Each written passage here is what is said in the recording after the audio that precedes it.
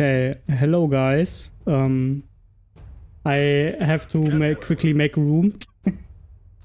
I hope y'all are doing well. And yeah, it was a blast. I was, for those who don't know, I was on HESSENCRASH and participated in some tournaments on Exart and the Strive tournament, and I did pretty great. I placed 2nd place on Strive and 5th place in Exart, and yeah, also met of course very cool people, and yeah, offline events are really great.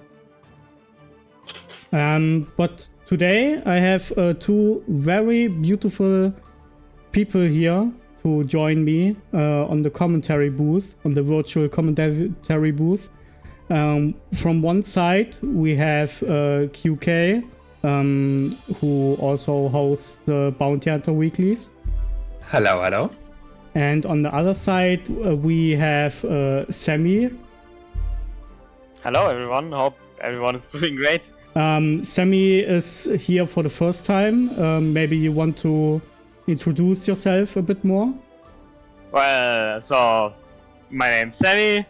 I play competitive Guilty Gear for about like 8 months now, and I've been loving the game so far. It's one of my favorites. I play Bridget, and I've been doing pretty well with her.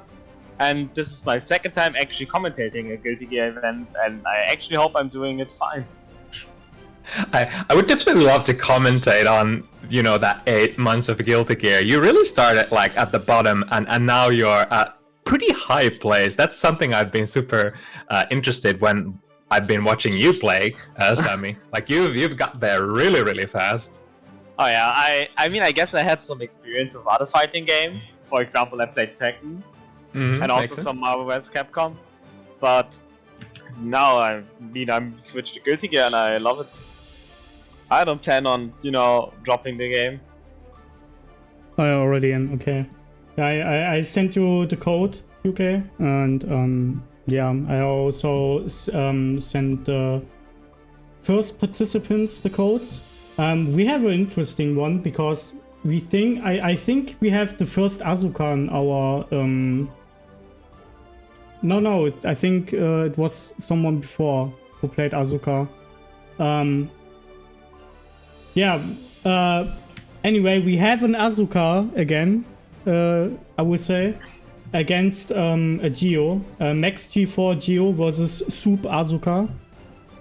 Okay, I got...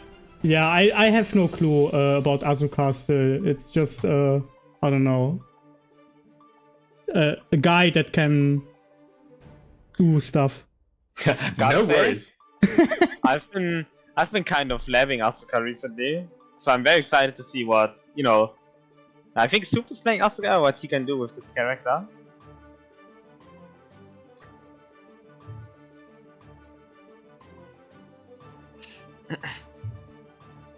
Yeah, even if I haven't been playing too much myself, I've been sort of meta-labbing Asuka in terms of like just absorbing a lot of knowledge about that character. And I gotta say, it's like the advent of Asuka made probably commentating this game like significantly more fun to me. I think Asuka is probably like the most fun fighting game character I've ever seen before.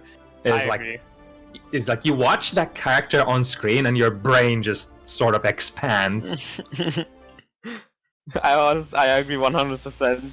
He's just very fun to play. You know, once you are in this case 3 and you get the auto redraw, it's honestly just chaos and it's so fun. Yeah, there are so many different ways of playing this character, and like you said, I know a lot of players who enjoy especially the test case 3, which has the big combo cards. Oh yeah. But you can definitely play Asuka very straightforward as well, perhaps concentrating on like test case 1 that has more like just straight up nuke cards. It does come with a little bit of a risk playing test case 3. Sometimes you find yourself in situations where like, all right, I have a bad draw here and I have nothing but utility cards in my hand, so what am I supposed to do? But you know, that's the fun part. You gotta make do with what you get, and the highs are super high and the lows are sometimes kind of low. But Yeah. Man, I think you can see already, putting on the pressure. Asuka, interesting character, has the highest sort of defense modifier as long as you have mana left. When the mana shield runs out, you're just toast, you're softer than chip. I wonder how well Giovanna can take advantage of that. Oh yeah, I've definitely seen a lot of things Giovanna can do once Asuka is out of mana, and we can see that's gonna happen now. Yeah, there goes the mana shield, but ooh! I think got a mana recharge somewhere in there. Got really fast back into the having mana shield back. Yes, he sacrificed his meter for that. I personally, when I play Asuka, I love doing the HP recharge as it's like in not even a second you're already full, but obviously it's called HP. But I'm very interested to see how Super's doing it because he's right now using his staff very well. Good combo. Oh god, that's my mag. Very low on mana, has the resources though, and there we go! This is a really nice super for Asuka. I think the Asuka utility super, this one is kind of like Zato's super, or supers that kind of just want to put a kind of like a pause button during a set. It's like, alright, get off me, I need to get a hold of this situation, maybe recharge my resources, just like get the game back in my advantage. Kind of a really, like, you can just use it anytime and it's usually good. Exactly, it's like a B, a plus on command. Super. Throw into, oh! Okay. Oh, I saw the riot, see? And super baits it. Wow. Damn. And out of mana, that's gonna hurt. Now, of course, Max probably doesn't want to let Soup go very easily. If Max was to give the Asuka player full screen, but yeah, immediately goes into the mana recharge, recharges all of your resources, and we are back in the game. Although Max ties it up and even has burst on deck. That's very great for him. ooh, but yeah, the spiral goes through all those projectiles. Missing the close slash meaty. Max taking advantage of that, finds a hit. Not a combo though. Oh, and hits the air super. That might be enough to. And the mana break. Yeah, this is a very bad situation for Soup. Let's see if he can get out of this.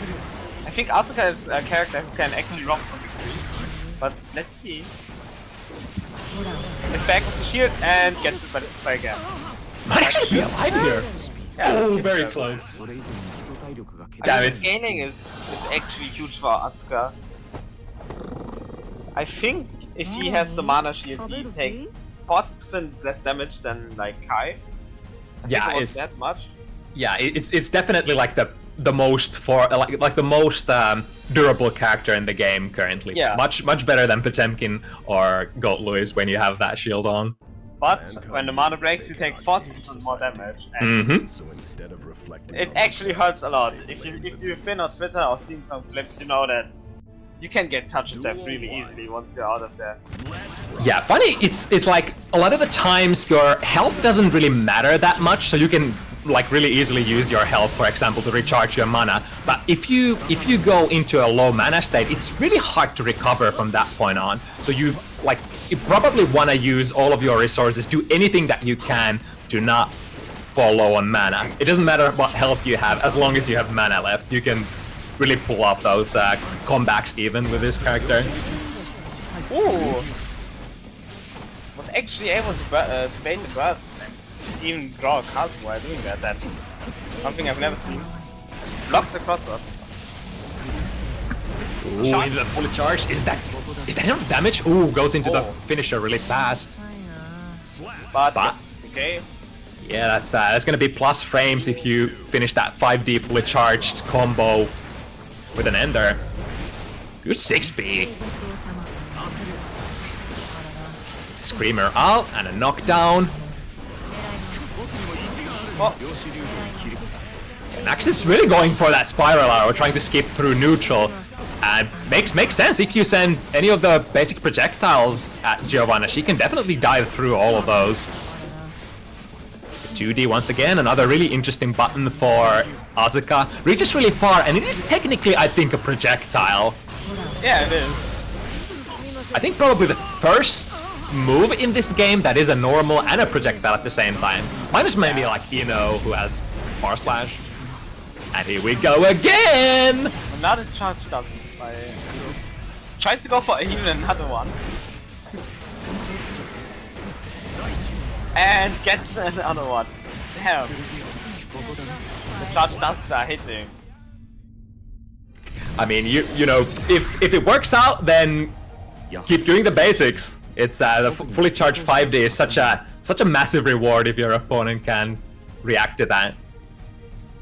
All right, Soup even up the score. It's now 1-on-1. Great to have an even match for the first one.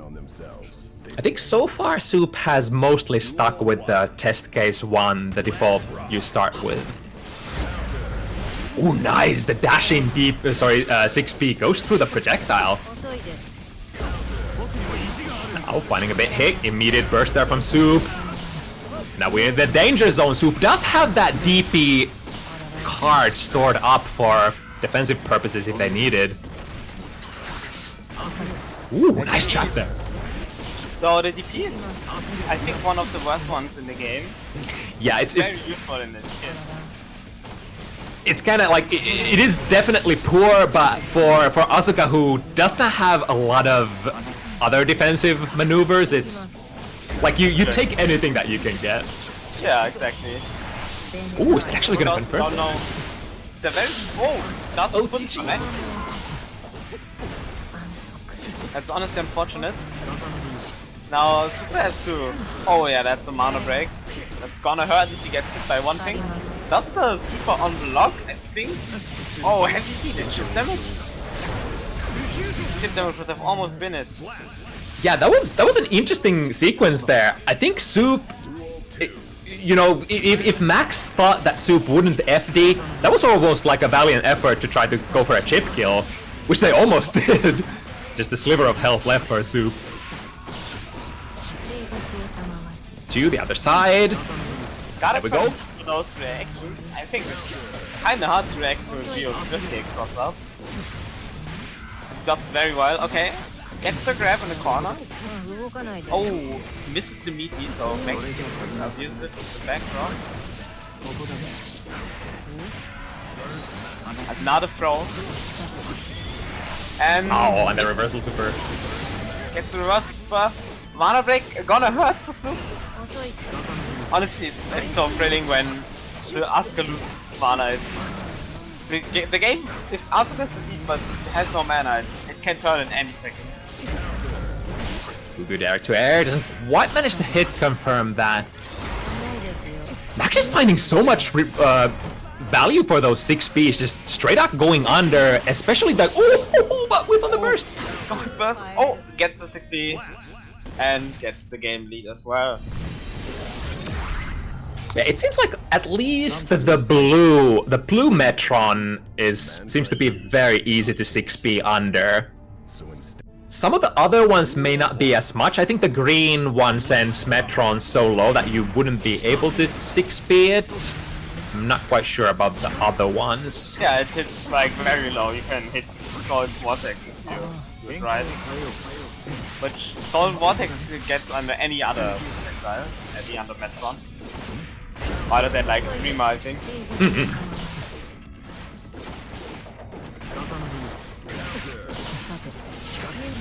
No big hits land for either player just yet.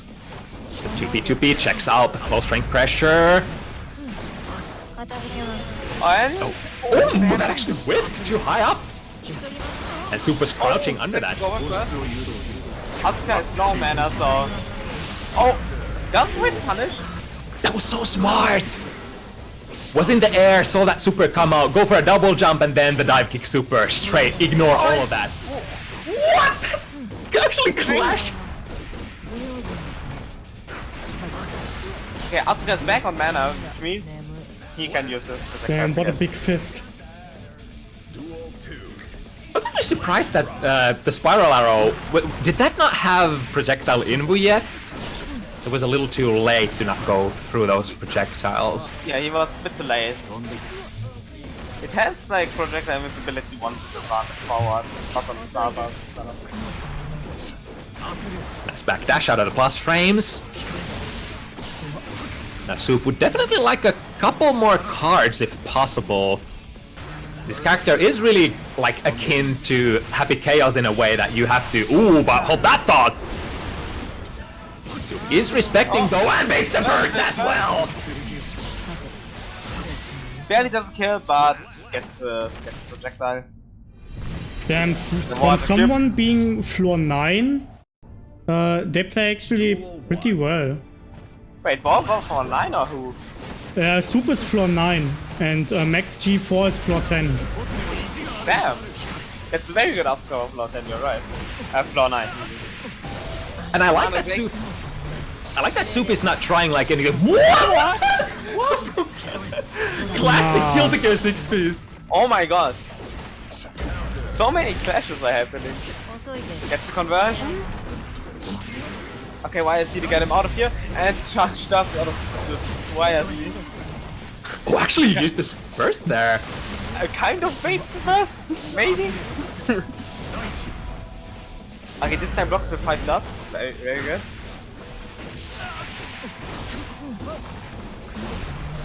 Plus frames into. Ooh, I kinda like that. Soup backdashed out of it. Oh, but here, this should be hit.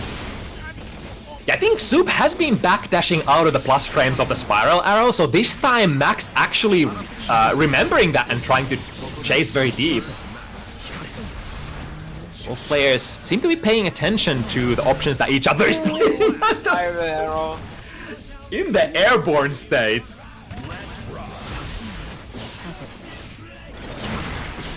Oh, and that Screamer is a massive hitbox. Drops the overhead, and is a tracking projectile as well, so should catch the opponent almost every place of the screen. Oh. A little low on the mana. Work. Oh, the God Burst. Asuka with God Burst is very, very scary. Oh, and there's the mana break. Mana break. Max has been pretty getting better at reacting to those 5Ds, or perhaps even if you sort of can't react to those, you can kind of pay attention to your opponent's habits and kind of get a feeling for when they are coming, so you can kind of pseudo predict them. Exactly. I love the adaptation on Max.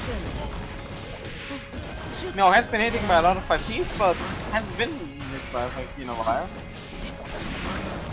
Nice punish there on the far slash, and there's the 5D. yeah, that time I think that was a brilliant time to not charge it. Of course, if you don't charge it, it becomes faster and very hard to react to. Yeah, that's why I barely react to all that. The trick, of course, is the non-charged version doesn't really convert into much unless you spend 50 meter on it. Ooh, tried to go for it again, but Max didn't buy it. And a quick far slash into. Yeah. Third strike, y'all. Very good damage despite the mana shield. Okay, extra throw, very nice. Very low on mana. Oh! What? Is it gonna go through? Right? Okay. The overhead. Another one? Another. Yeah. Yeah, not too bad. It's like if you're in that low mana state, there's not a whole lot of stuff that Asuka can really do, so that's probably the sort of primary time, or the best time to be using that 50 meter to just use the panic super. Yeah. And if it hits, great, you can continue pressure if you want to, or you can just use the extra frame advantage to recharge your mana or draw more cards. Something I've noticed also Asuka is that he just stays in Cascade 1. Which honestly I like. It's like very basic but very great for the spell. Yeah, I think the test case 1 suits especially like rookie level players, so if you're still playing at like floor 9, floor 10, it's perfectly fine to concentrate on the basics and just, you know, most of your deck is gonna consist of projectiles instead of tricky cards that you might not even know their functions yet. And there's some cards even I don't know what they do. Yeah. I don't use test case. Yeah, that's fair. But, you know, consumption is super. Quick 1, 2, 3. Get to kill with it.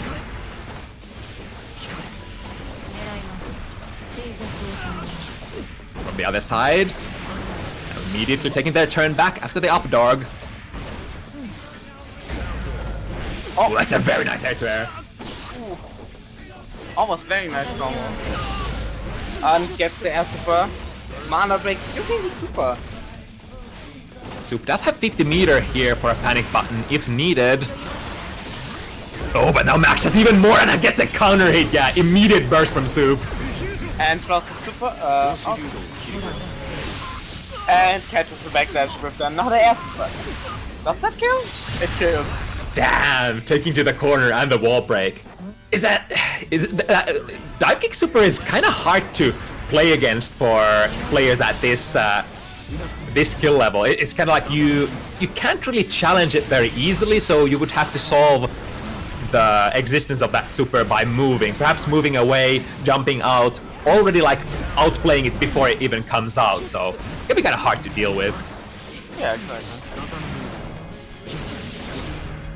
Tries the 5D again. That's great. Oh, that will do a lot of damage. Oh, look at that. Damn.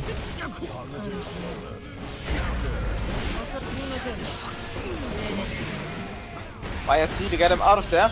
Double IV? Will this punish? Nope. Oh my. That would have almost been the most beautiful punish. Double IVing it in range for the super to hit. And the Screamer finishing. Large, big, huge. Ah, the Screamer's great. It's a really interesting spell. I think I've seen a lot of Asuka players playing like a TK Screamer on their own offense and then flowing into... You get a three-way mix-up from it. You get a fuzzy overhead, a low enter grab. That's really great. Yeah, it's like, it's best a mix-up tool, I would say. Other than like, having many teleport mixes. Yeah, or... It's also like advanced. Oh! Okay. For one thing I thought Max was HK, but they're back. It's also like some sort of shenanigans with the gravity stuff and doing like an instant overhead if there's a lot of gravity and stuff like that. But it gets really complicated, I guess. Oh yeah. Get 6B into the corner. Now one more hit would be a mana break. That 6B has really good vertical range, it seems. It seems like it hits backwards.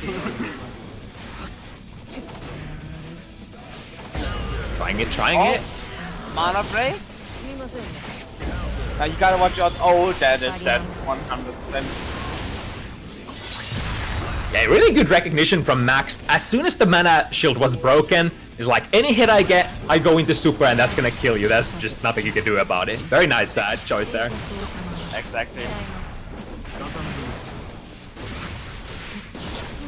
Nice checks.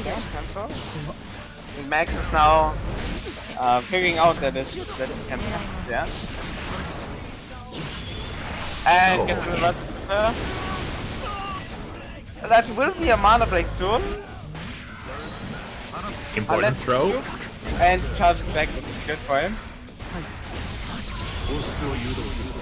Ah, will that the combo? No. I'm too late. Ah, the 2D hitting from full screen and... Oh. I was expecting a very sick combo. There's the mana break. Now he does watch out. One hit could be it. Is it? Ooh, whips the bird. Oh. Oh yeah, you're plus on that. Oh, blocks the overhead. That was very nice blocking by Max. And will that kill? Oh no. Oh my god. One hit for either player. There's a lot of Metrons. Oh, but Max is... Oh! It whiffs so fast! It's like Yeah. almost instantaneous. Technically, it is whiff punishable if you're a god, but you know, You would you like expect pressing that your to have- button in time. I would expect that to have more recovery, but that's just instant, it seems.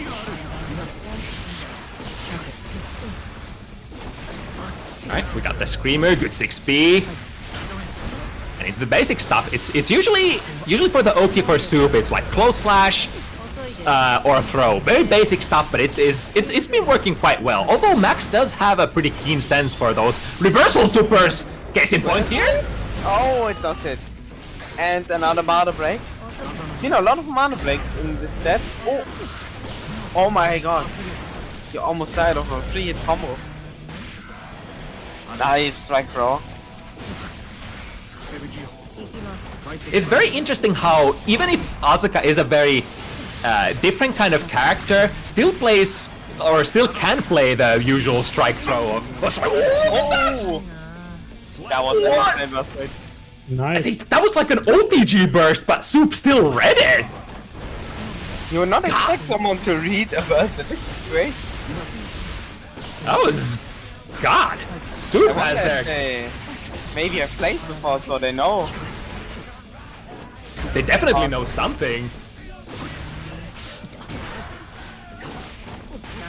Correct me if I'm wrong, most of the dash cancels raw in this game should be minus for the person who is dash canceling, right?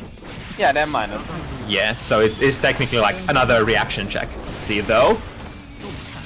And it doesn't confirm it to the full kill combo, but now. Alright, 6-2. One game away from finishing the set for Soup. Very dominant, yeah. Mankind knew that they cannot change society.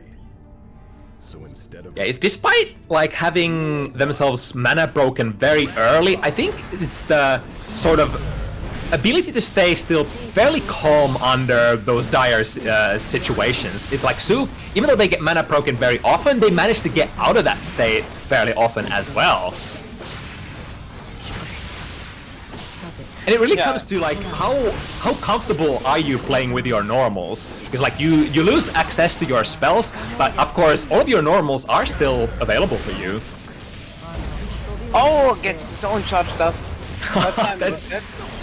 This time Max showing Soup what it's like to get overheaded into big damage. Ooh, a little bit of a misfire here on the super. Yeah, oh, Nice, with a BNB combo. nice combo. Okay, first at the super, that's just never bad.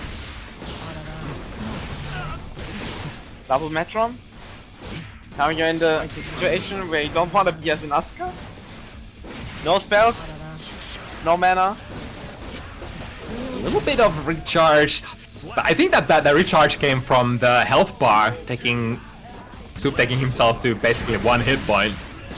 Yeah, no. Alright, Taking back their turn. and a dash cancel? Dash cancel haven't been punished by Max yet. Yeah, honestly, that's kind of a similar thing as the wow, that thought. Far slash again into a quick super. Very nice way to deal some easy damage. Of course, you want to take the damage where you can get, and like we said, for rookie level matchups, you don't have to do any. Oh, great reaction! I think that's first time Soup checked that spiral arrow successfully, and you can definitely do that at full screen range because it has quite a bit of startup. The closer you are, the harder it is to react to, though. Yeah, for example, at that range. Exactly, yeah. Okay, YS needs to get out of Gio's offense. Lots of interesting spells stored for Soup, as the overhead as well as the Screamer. Overhead is going to be very great. Oh, what's it again? Ooh, whiff punishes. That might be with the mana break. Oh, Damn!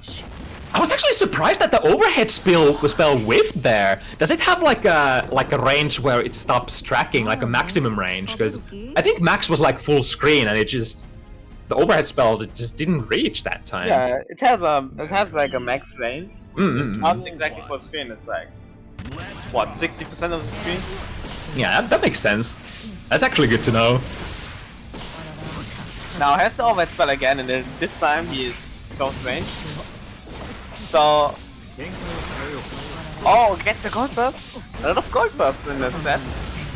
And 2D into the overhead, unblockable setup. Good corner control until Max did get a gold burst out. Is this gonna be a dive kick super once again? Yes, indeed! A lot of the dive kick super. And you see the heavy damage. Oh, confirm? The other side, yeah. Wire saying it off me. Exact. Will this punish? No, no. Oh, not quite.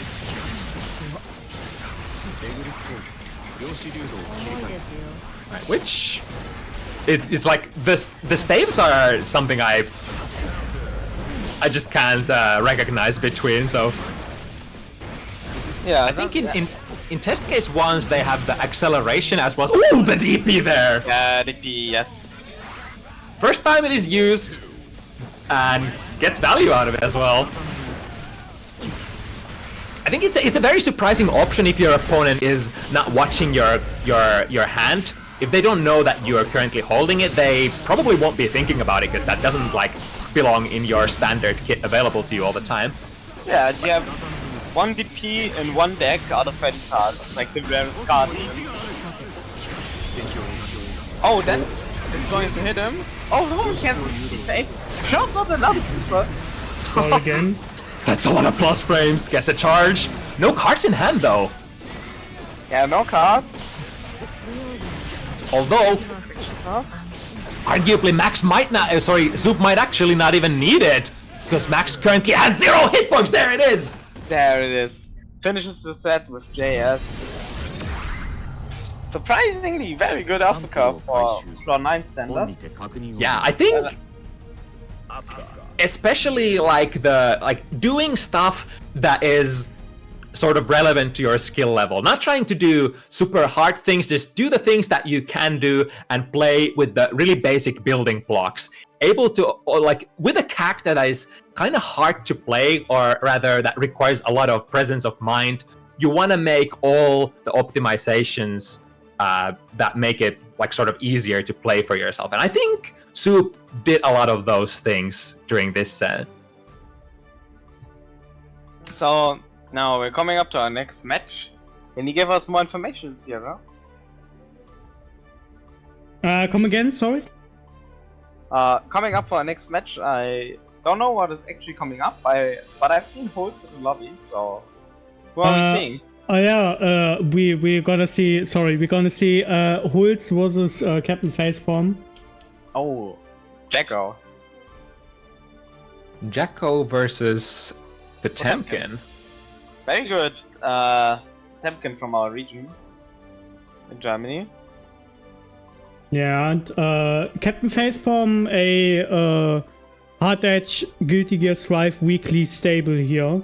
Or one of the HardEdge weekly staple here, which I'm very appreciate. Yeah, plays Jacko since day one, I would say. Oh damn! A lot of experience then, it seems. Don't Don't see Jacko that often. I would say yeah. And Hulz, my bro, one of my best friends and Strive colleagues, playing Potemkin, and not currently in the grind right now, but maybe he decides to come back, and yeah. When he comes back, then he's gonna grind that game. And then he gets godlike, and then, I don't know, wins tournaments. Never seen him play actually, other than like a few small clips. Oh really? Okay. So I'm very interested to see, and you know, you can't deny that Potemkin is just eye candy to watch. Funny, big damage grab man. Yeah, often the people's champion character. especially in a matchup like this where you would imagine that Potemkin gets kind of gate kept for the most of the neutral by Jacko neutral. So it's kind of cool when the big guy gets in and gets to do the buster and the big smashes. Yeah, exactly. So I hope we can actually see a lot of busters or a lot of sick combos. Yeah, it's gonna really come down to Hulz's ability to maneuver past those incoming projectiles. Do you manage to jab the little guys as they're coming in, or do you get hit and then you get completely locked down and then it's all kinds of hell? Oh, did I have a limit on? You have a room limit, you mean? No, it's... I mean, What's the someone room is limit? in the room who shouldn't be, I think. Oh yeah, wait, let me kick him, let me kick him. Yeah. Okay. Oh, okay, Max up himself. Good.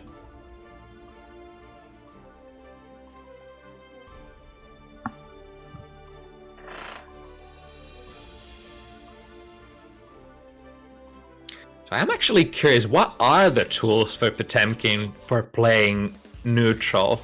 I'm guessing, like, can you flick minions very consistently? I don't think they would count as projectiles. Well, let's see. I think Colts knows. I'm pretty sure he's experienced with this character. Change society. Yeah, who better to show us than the gamers themselves? Exactly. Have it or have. Ah, don't see Potemkin's intro so often, I think. I love to see it.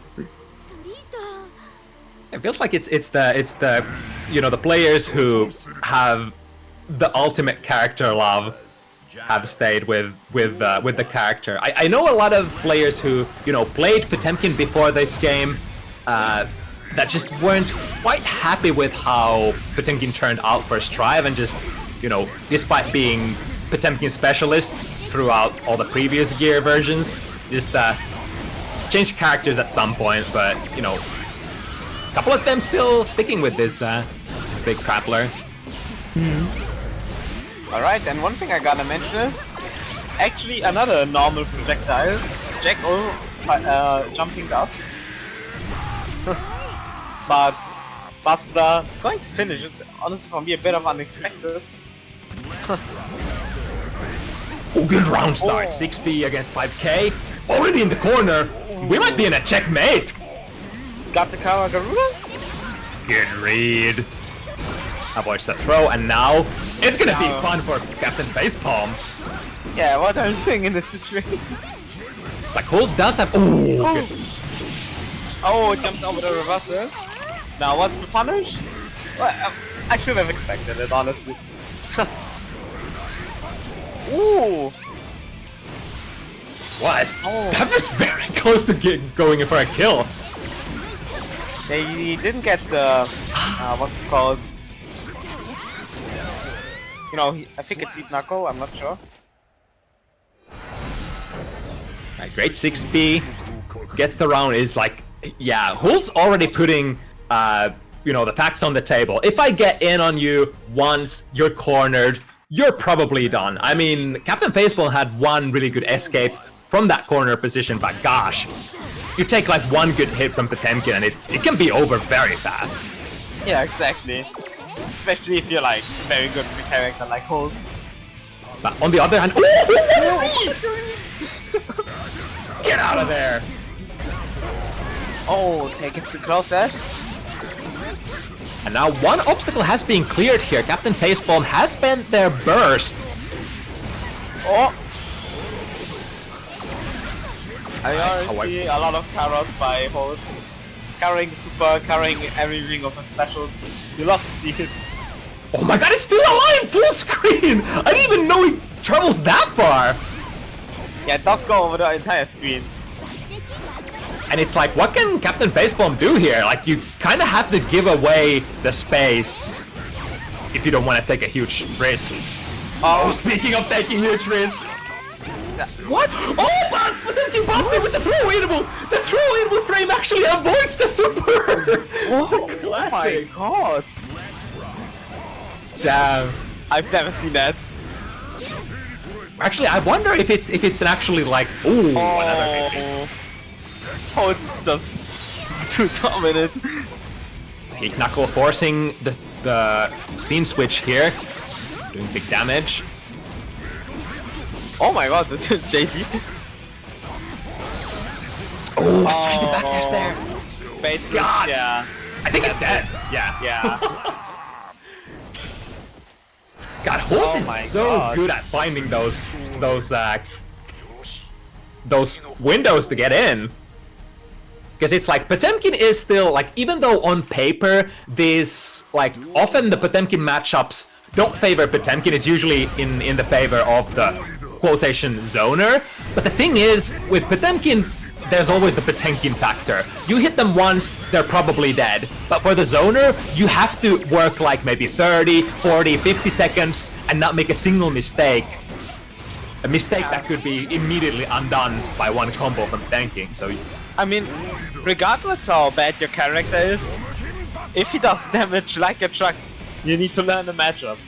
yeah, it's like when you get in the close range, even a low tier character can be the most dangerous character in the game. Exactly. And in this position, oh gosh, Oh my god, look at that. one hit away. Is that it? Here comes the damage. Wait, OTG? Oh my So god. close. And again, Captain Facepalm in this situation. Oh, good flick. Oh my god. Yeah, the jump D that you mentioned earlier, completely ready for that. It's often like the one feature or the one ability that sort of separates Sunday Potemkins from the top tier Potemkins. The ability to just flick everything that can be flicked. There it is again! It's surprising, this move always seems a bit slow, but it's faster than I actually expected. Hulz is trying to flick the minions coming in as well, so I expect that, or presume that they can be. Here we go, has the burst, yep. Honestly, be surprised, but I can see it, I guess. And doesn't get the super, so doesn't kill Hulz off. Now that's okay, gets the closer and here.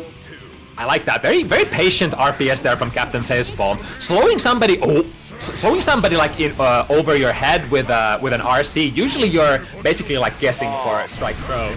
That's gonna hurt. Speaking of strike throws, Oh my god, that is look at that. Hulz could have had a combo that was killing already. Who knows? But just chose to double it up and go into another buster. I love that.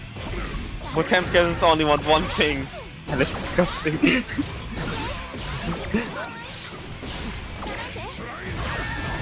Oh my god! Just presses that move and defense. Now gets the Oki. Escape? Good escape by face bomb. Oh my goodness, that 5 heavy from Potemkin just reaches so far as well. Destroys the minion, knocks them down, and into a buster. Yeah. Oh, it hurts so much. God. Like a raw buster It's like- from half health of kind of a low defense character. Yeah, that that does a lot of Did damage. every game ended with a Potemkin Buster? I think A lot so. of fans.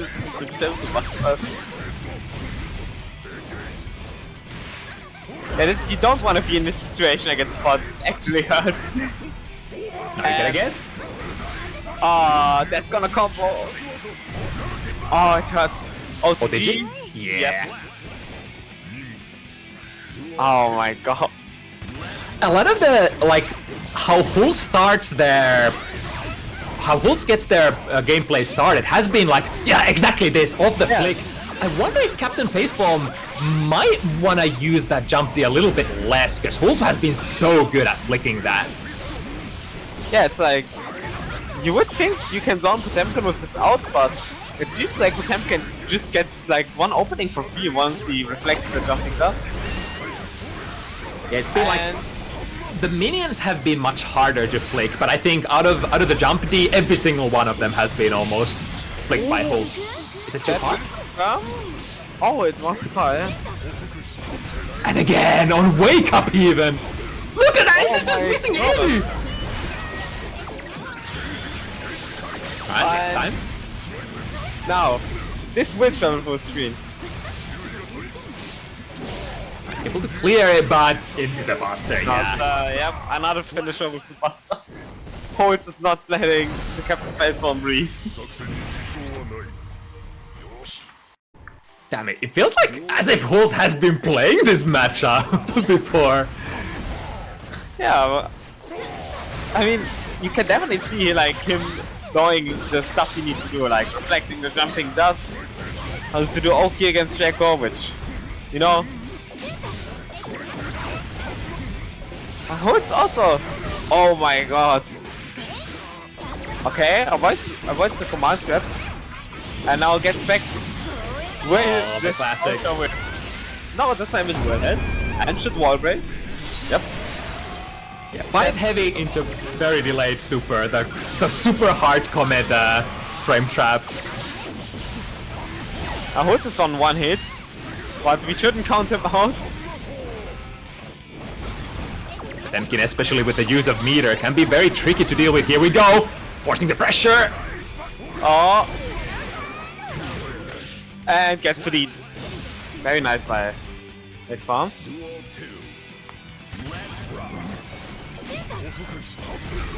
Again, ready with the flick, and getting massive advantage. Like, basically getting that flick is completely ignoring the zoning game for Jacko for like a good 2-3 seconds. Exactly. Now, will this kill with the meter? I think it will. Oh, I missed it! Captain Faceball still with the chance, gets a cross up. Oh, look at those combos. Ah, with the slide hit again! And the Buster. The green Buster. I mean, it's like Captain Facepalm, when they get the ball rolling, when they've had Hulz in the corner, they just sort of can't contain Hulz there. I think it's sort of, I'm not necessarily saying problem, but it's kind of a choice with how Captain Facepalm is choosing to play this. They kind of, when they would get the offensive position, they don't want to keep it up, would rather back off and try to zone for the most part. Oh, with the counter Mega Fist combo. Oh. Now Yes, time. And that will be it. Had also 100 meter. That's how it goes against Potemkin. You take one of those Garudas, and you're basically in a strike throw mix-up of your life. Yeah, exactly. That's a 5k meeting. Actually, it's like the button is active for a while. Okay, Captain Faithful doing a run pro. Fakes the burst. Right, looking very good. Yeah, I love that. I think. Oh. Okay, gold burst. That is looking very good for him. It was an important minion that Captain Facepalm was able to get in between Potemkin and the mirror. Wait, what? They backdashed and it's still caught! I think that was a Gara Buster, and it's probably with a couple of active frames, still able to catch Captain Facepalm out of that backdash. Damn. Oh my god. And now gets another opening with the reflection. Holtz is playing way too good. But no has to hold the defense against Jacko. Ooh, no minions to command. Oh, that's back Mega Fists. The bane of so many of us. Now, are we gonna see another Potemkin Buster finisher? Alright, YRC out of the tricky looking situation. Oh! Gets the same champ, that will kill? There we go. Very nice. Love that. That was probably like one of the first rounds that Captain Facepalm has been able to maintain the control and not make a mistake against Hulz's aggressive defense. And if you sort of if you don't establish that kind of tight pressure gameplay, why shouldn't Potemkin swing? Because it's like it is a character that just deals a shit ton of damage, so you know you can take a couple of hits if the opponent doesn't capitalize on the hits too much. Alright, but Captain Facepalm actually an advantage here, and this generates a lot of meter actually. Oh, that was probably meant to be a buster. Yeah, exactly. Oh? No, was the wrong answer? Maybe? Okay, no, that was 20 meters to reset. But now you are in this situation. Let's see if Holtz can get out of there. Holtz defense. And doesn't finish, actually, wow. Ooh, this time. I think that was like one of the first jump Ds that Holtz just doesn't manage to flick. Went for another reach, trying to catch Captain Facepalm out of the sky. Gets one game off of Holtz. Score is 6-1 now. I think it's definitely not too late. If Captain Facepalm is able to keep this up, this looked really good. If they manage to sort of keep it tight on their own offense, I can actually see a pretty decent attempt to make a comeback here. Yeah, same. But also gets the code to the corner here. Backdash is the ground move. I forgot the name. Slide test, exactly. Oh, this is gonna whiff. That's gonna whiff, yeah. Oh, interesting choice to go for a... Wait, that was an interesting movement there with the drift. That was interesting mix. Both players with the 50. Now, There's the pressure. That's a situation you don't want to be in. From behind. Gotta respect this as long as Jacko has the minion gauge, finds the frame trap with 5 heavy. I tell you, it's like Captain Facepalm has been able to figure out something. They've found their stride on offense. You would think that, you know, the trick to playing against Potemkin is just playing the neutral better, but I think in this case it's just, you know, doing the pressure better, because this is a very hard position for a Potemkin to defend with.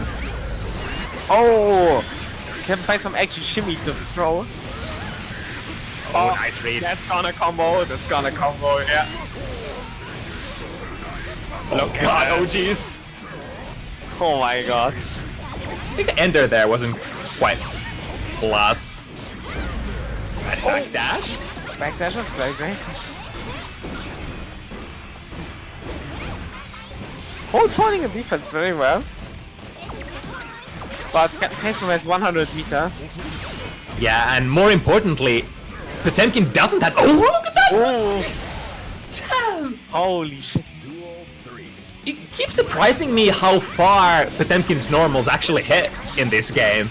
It's like this character used to be much more of a close range characters, but then in this game, like the S buttons, the heavy buttons, they really reach quite far.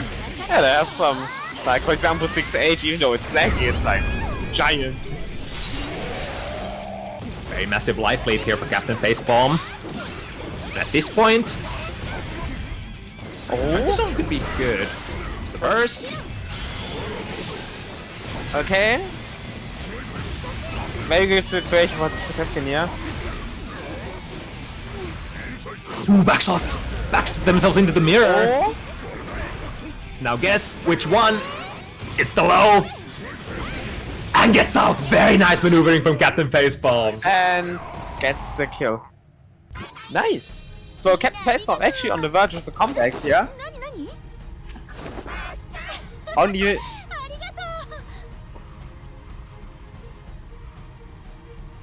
Yeah, the RPS, the guesses have been going so much in the way of Captain Facepalm for the last like 2-3 games as well.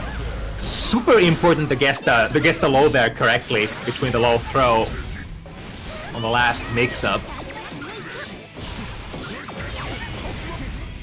Alright, the time to guess. Catches the backdash, very nice damage, and now into you know what? Here it comes. Oh, wait a second. did the RC a little too early. The damage didn't register. Yeah, small mistake by Holt. But let's see if that will cost him the round. Still got the wall break also. And Yeah, there we go. The old faithful. if you pay attention to the meter when Potemkin does that, he actually loses like 10% of the meter because he builds so much meter while going forward and doing the command grab. Very interesting. Got the backdash once again. This is dangerous because this is technically a set point position for Hultz. Here it comes. What is your RPS option? Oh, he was ready to go for the setup, and that's gonna kill. Damn. And that will be it. Holtz finishes 7-2. Great Potemkin. Yeah. A lot of fun to watch. Yeah, definitely. Ready to strike, ready to take advantage of your opponent not paying attention. Like, that's exactly, I think, what you gotta do as Potemkin in a matchup like this. Take everything that you can get when you're playing against the zoner. I feel like if we started the set with the last 2 or 3 games here, it took a little bit of time for Captain Facepalm to sort of warm up. If we skipped like the first 4 matches altogether, this could have looked like a completely different set. Because I think Captain Facepalm, they were onto something at the very end there. Got like sort of found their stride, but unfortunately it was already like 6-2, 6-1, looking kind of tough in the grand scheme of things. Yeah, exactly. Now, I've also credited to Facepalm. I really liked how he adapted in the last 2 games.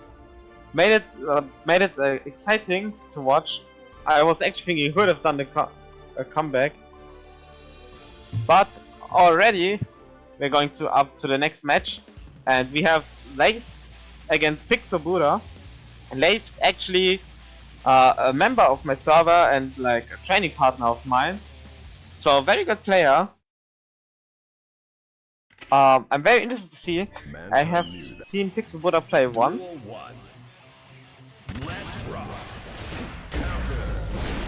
But let's see how that's gonna go. Alright, the roles are definitely very clear here. Pixel Buddha with the Giovanna wants to capitalize on all of the whiffs. Of course, Giovanna, really good character at whiff punishing. Oh my but god!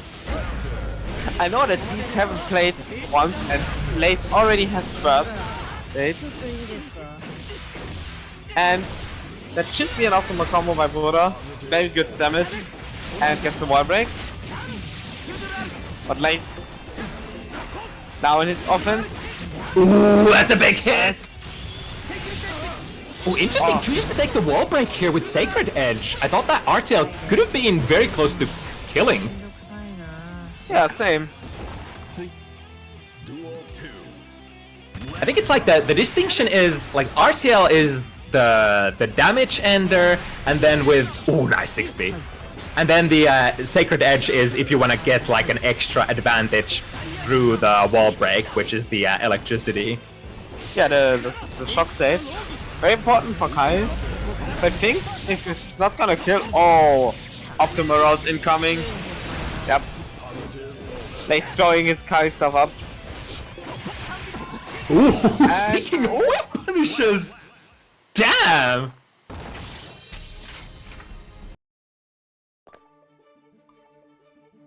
Okay, we don't see a rematch for some reason. Character swap, oh yeah. What are all the characters that Lace is actually playing? So, Lace plays Kai, Ram, and Sol is pretty much like the characters, unless I'm missing something, but those are like the notable picks he has. I know he's kind of labbing Asuka together with me. But let's see. Yeah, bringing Asuka in you know, so early might be a difficult thing to do against like a very accomplished players such as Pixel Buddha still. So likely gonna see them rocking one of their characters that they are more known for so far. Oh, look at that! Oh my god, that speed! I tried to go for the burst fight again. This time it would have done burst here, but on the 2S. Now frame trap. 50 meter, force the pressure, nice jump out of the fireball. But on the other hand, Laced completely ready with the anti-air as well, and now into the position. We often don't see Kai doing a lot of damage, but in this position when we are in the corner, a lot of those hits are gonna lead into a lot. And another frame trap. You know, I know Laced really likes doing the manual frame traps are the ones Kai just has, which is mostly with 6H. Gets a touch soft into a lot of damage, into a knockdown. Oh, interesting. I wonder if that was meant to be a DP. I'm pretty sure. I don't think you want to press that on defense. Shit! Yeah! Oh! Oh, the close slash didn't go into the right direction. Good 6P.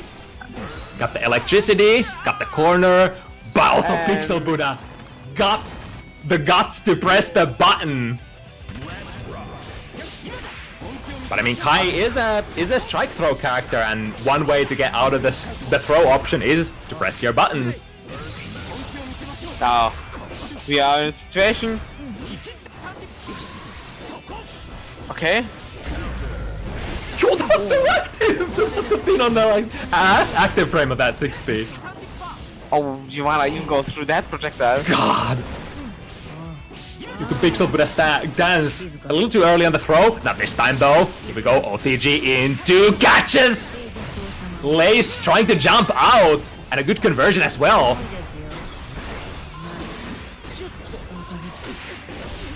Oh my god. I actually love that so much. So Pixel Buddha recognized that opponent at very, very low health. What am I gonna do? I'll just, commit all of my meter here to play all the mix-ups, the FRCs into high-low, or strike throw. And eventually, the opponent can't keep blocking forever. Yeah, exactly. So, I see Lace going back to the lobby. I wonder if you're gonna see a character switch. Oh no.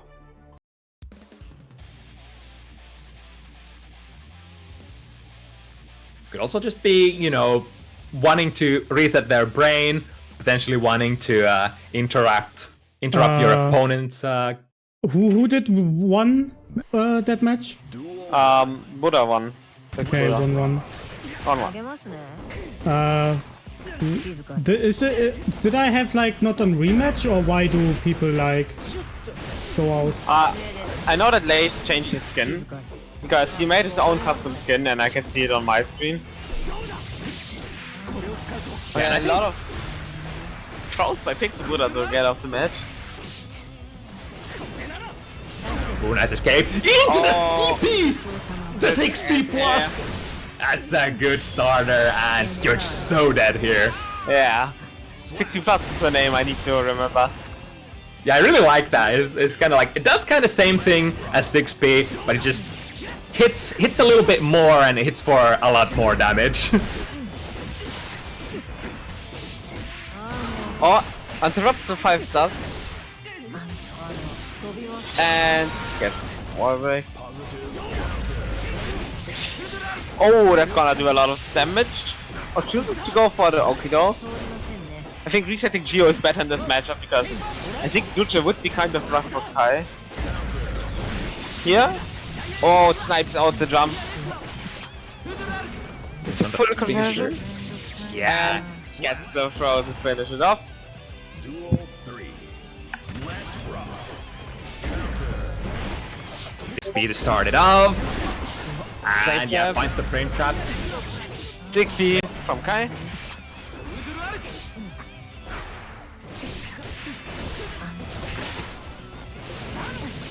Ooh, probably wanted a close slash OTG there, but ended up turning into a far slash, so Pixel Buddha losing their Oki opportunity. Another good air-to-air. Ooh, the hard bait on the burst, but Pixel Buddha not ready to commit that resource just yet. Version, yeah. Good time as any for Lace. Does not have their burst ready to go. And now one hit could be it for Buddha. Oh, that was so great! Actually, damn, not even with a neutral jump. Jumping forward, so the momentum of the spiral arrow puts Buddha in the corner. And Lace ready to punish it. I've never, ever seen anybody punish the spiral arrow quite like that. It's a mastery of your mobility in relation to your opponent. That was really great finisher there for Lace.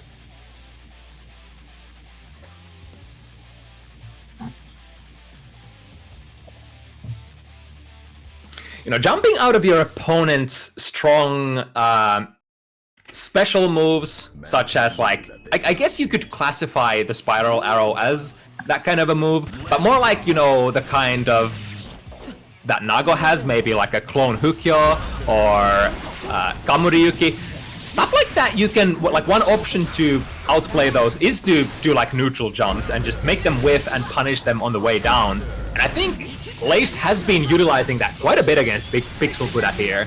If you don't want to play the reaction game, you know, am I able to 6p that spiral arrow in time from mid-range? It's another option you can definitely do. Oh my god. Oh, again! That was the second time. Oh my! Wait a second. That was a Kara. Oh. Do we get a high-low after this? Damn, it's actually Laced landing the whiff punish here once again. Oh my god, why did he get us a corner? Damn. Well, gets the count hit into the full conversion.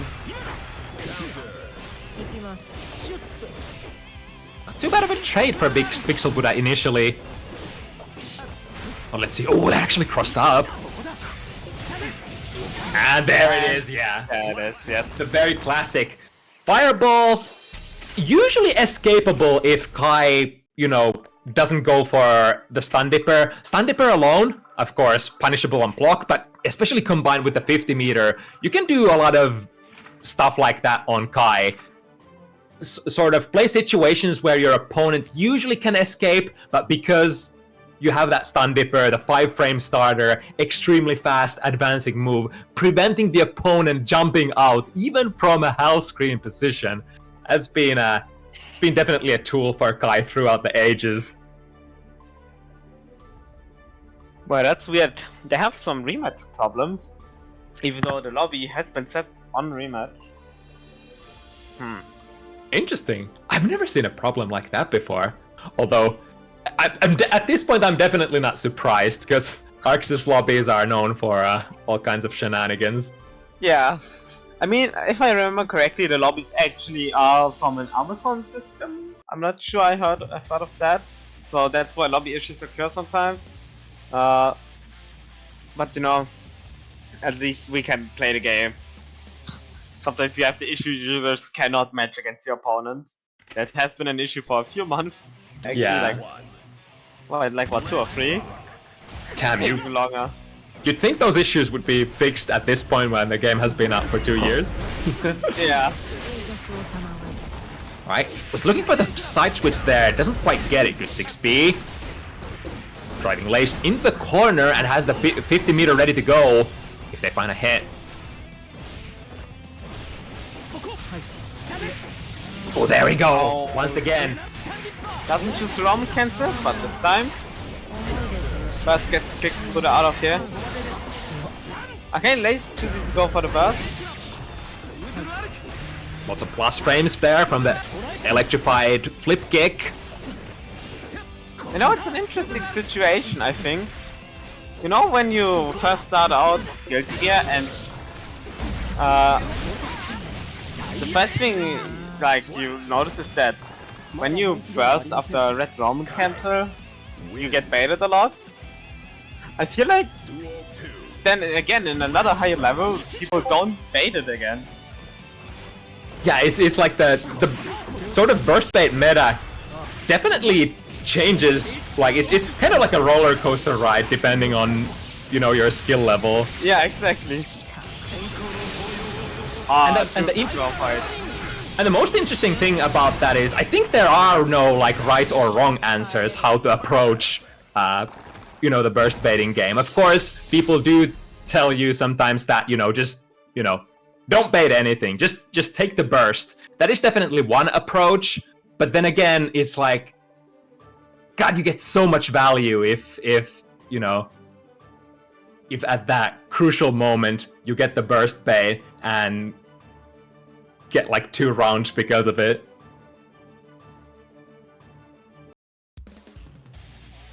Alright, Laced has been looking fairly good here on the last like 2-3 games. Yeah.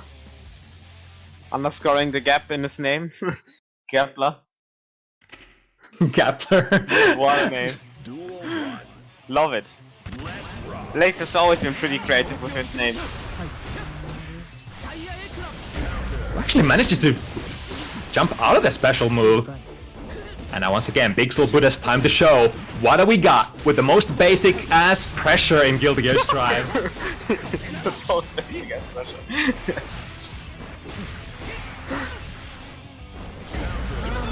Yeah. 2S, yeah, immediate burst, doesn't want to get caught in the corner. But again, it's the delayed low that comes in the form of Stun Dipper. Oh my! Look at that! Late's getting a lot of frame traps here, it seems. Yeah, you were at the start of the set. You were talking about like doing manual frame traps. It feels like Laced is like a PhD in finding the timings for their frame traps. They have been hitting very, very well so far. Yeah, exactly. And when you don't have a TP, you just have to hold it. Oh my god! Giovanna, it's way too fast. Speaking of DPs, this boy has one! Reset into the heavy fireball. Plus frames, yeah, plus frames for days as long as you have the electricity going.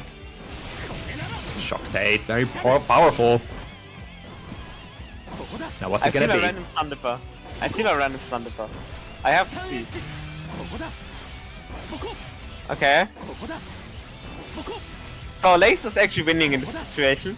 Yeah, they're slowly building that meter, and the Stun Dipper gets more likely by the second. They are finally reaching that 50 meter, spending it immediately. Not a Stun Dipper? Okay. Oh my god! Guilty Gear hitboxes! Oh my goodness, Daisuke bless us!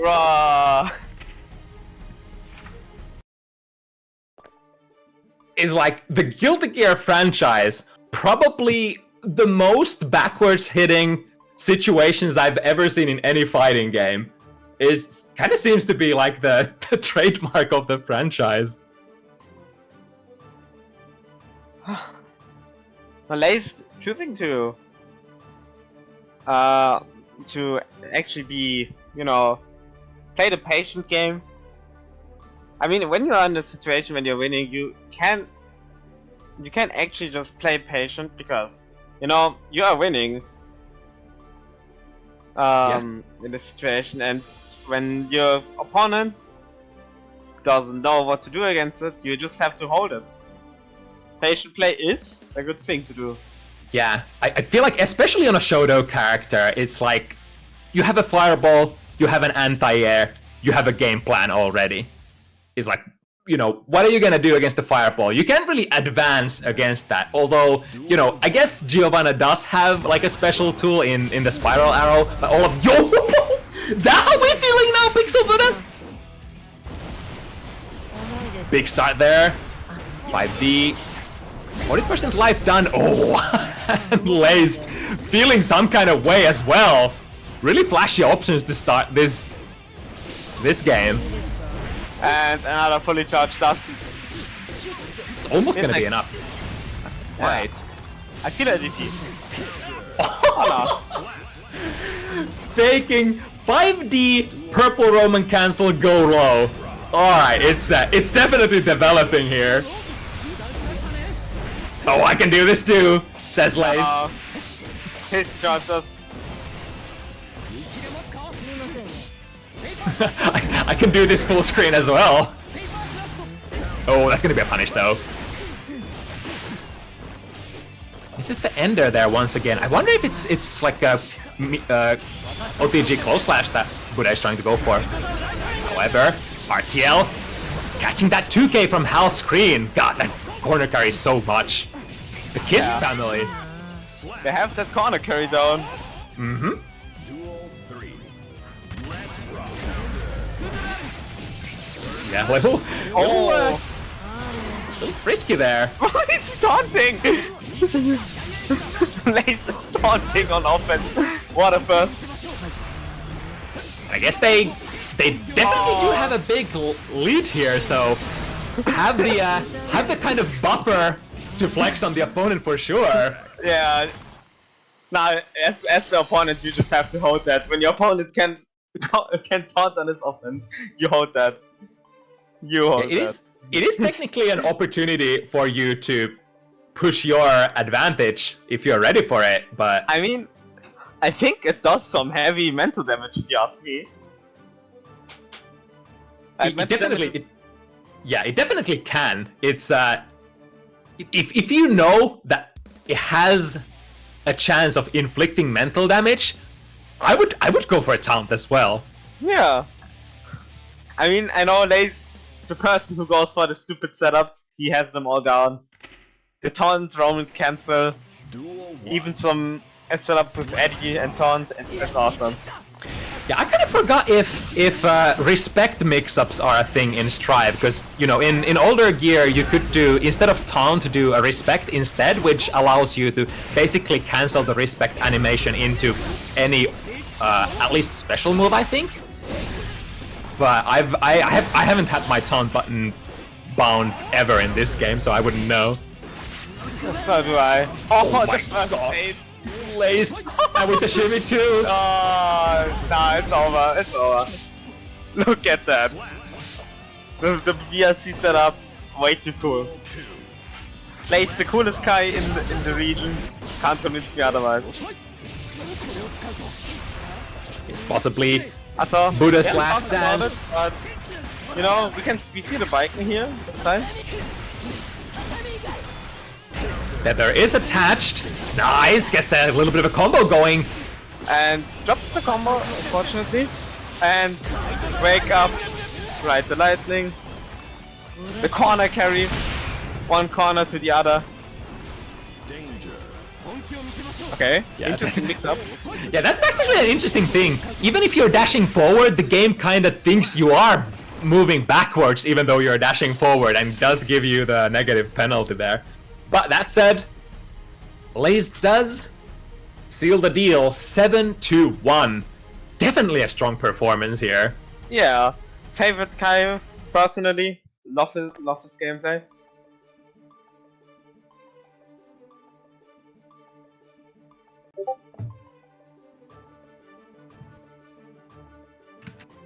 Oakley dokely. What do we got next? Was your game Sierra supposed to be like a backup match, or is that actually gonna be played?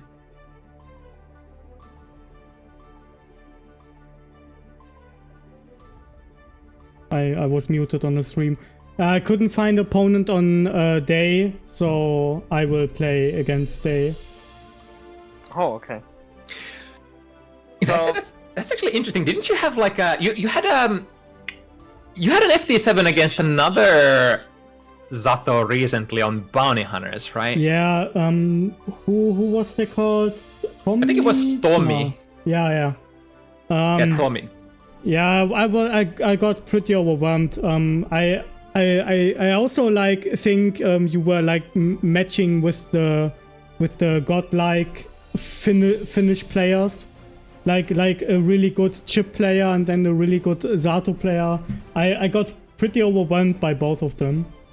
Yeah, it's like in the case of Tommy, I was trying to like lower the bar a little, but I think I've had Tommy kinda misevaluated in my own head for a while. They're actually like a ridiculously sick Zato player. I would go as far as to say that Tommy is the de facto Zato player at the moment in Finland. So that was definitely a tough matchup.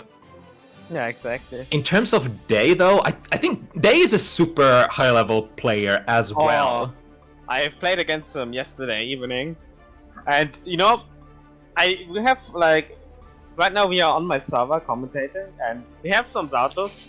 For example, Shinky, probably the best one I know, and then we have Day, and Day has like the best advantage of a Zato I've ever seen, basically. Oh yeah? Yeah, it's like, I know he does lab that out. He told me in the DMs he's been learning the wall stump setups and, you know, how to optimize his stuff.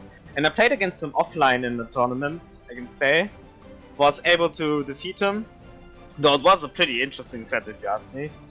And you know, I'm a big fan of Zato. I love to see wall stump setups and optimize optimize Zato combos. Mm-hmm. So, you know, I'm very hyped for that matchup against Sierra.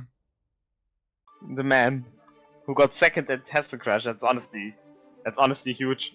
Hell yeah! And supposedly against some really hard hitting names in that tournament as well. For example, Winston. Winston probably the best Leo EMEA. Even got top 8 in I think the mix-up there, which is like was a major in our country, not in our country, in France. So yeah. Sierra showing he is pretty cracked, got the movements with the Gold Lewis, and down with the system and Gold Burst. Love to see it. And now we're just waiting for Day to join into the lobby. Speak of the devil. Not gonna comment on that entrance.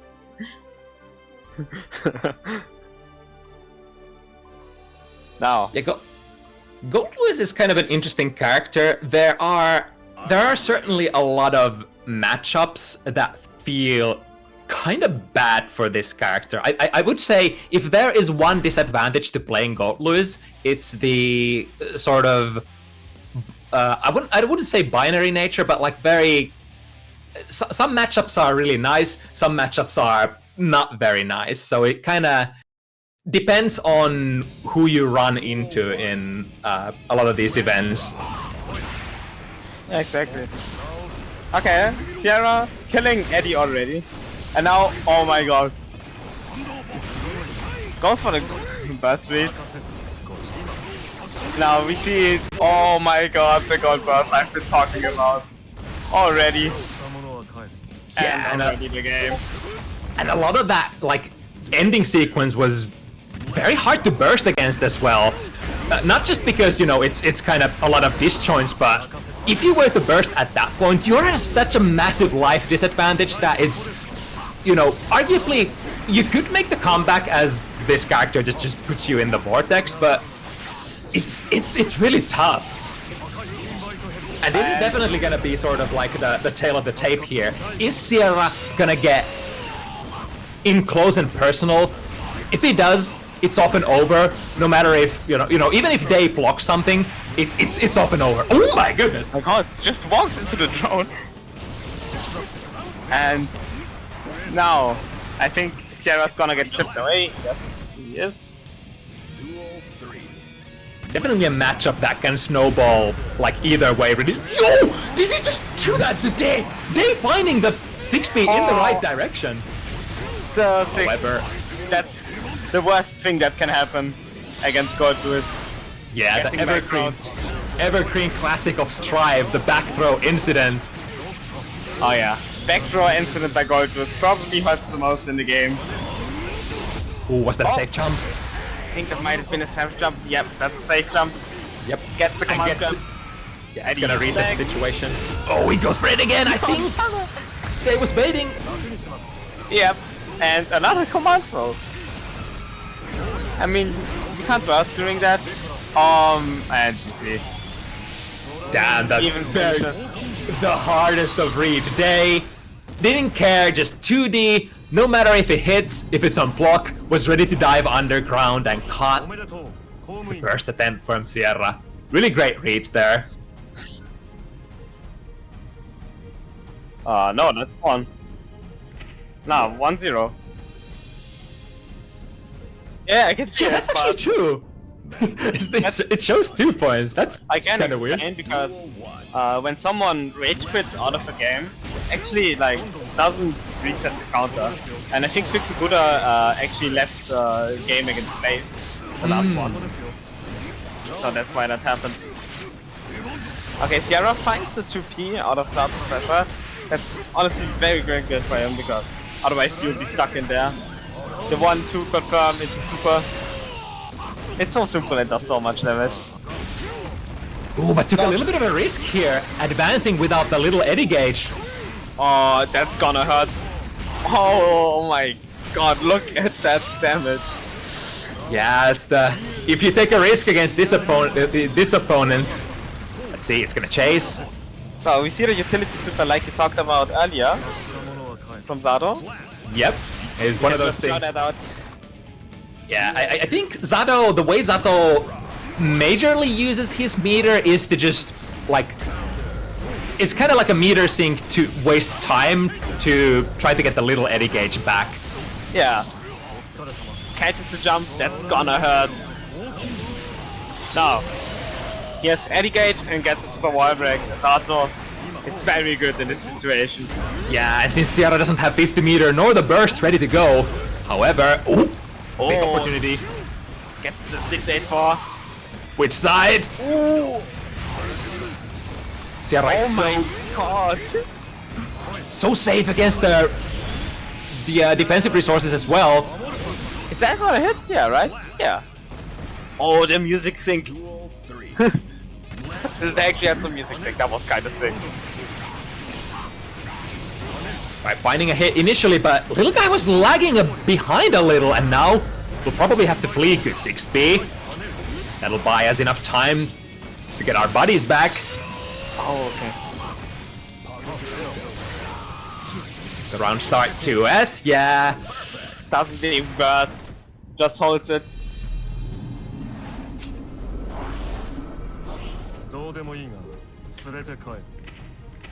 Is that Kyuke? Yes, indeed. Duel 1. Best commentator in this region. Hear me out. Best commentator in my room, as they say. Ooh, what a jump key! Catches. Got this dumping. That's actually Okay. Gets his advantage. Yeah, again, this fucked up situation. Sierra, again, no 50 meter, no burst ready to go, so we'll just have to hold this. And finds a way out as well. Big, big, big. Immediate burst from Day. Nice read there on the chain gun. Takes it out, prevents. Oh, that's gonna kill though. But this is gonna kill. Probably catching a backdash in this situation. It happens a lot. Lost frames. Ooh, caught the backdash once again. And now, Day in a little bit of a tricky situation. This could even kill Zato. Zero guts. Yeah, that's it. Zero guts. Oh my god. It hurts so good. Duel 1. Let's rock. 8-second game, by the way. That's how gold boost works in this game. Alright, very aggressive burst, pushing Sierra into the corner. Here's the returning burst. That's one hit and they should be... Oh! Ooh, No. yeah. Yeah, Into the pose. Not finishing in super actually. I'm pretty sure that was like... What?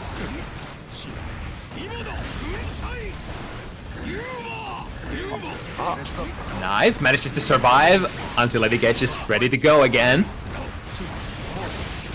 Froggy taking Sierra out of the sky. And a super, yep. Recharge, break, and here we go once again. Has the meter actually to spend if he wants it. Sierra, not Sierra, sorry. They baits it, gets punished. Good shit by him. Yeah, presence of mind definitely with Day there. Recognizing that Sierra does have that 100 ready to go, so play as safe as possible. I think the other option would be to just not engage Gold Lewis at all and try to deal a little bit of chip damage, but I think they didn't have the sort of meter resources to keep that going. Ooh, interesting, the Gold Burst completely whiffing into the Amorphous. Oh, look at A lot that. of damage. That's into the super. Yep.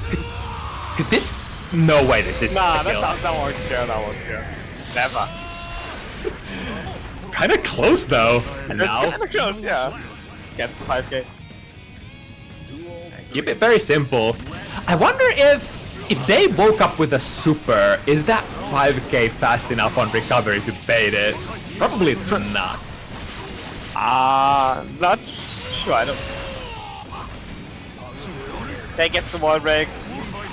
Positive bonus still way too good in this game. Let's see what he's gonna do with it. Sierra did get the puppet, yeah, it was actually pretty big. Even though Sierra got hit there, having taken out the puppet meant that they could not, you know, launch any kind of substantial offense after that. Look at the damage. We'll try 2S. Oh! Was still in a throw invulnerable state because Sierra did take the hit there. Gold Burst. Oh shit. Now.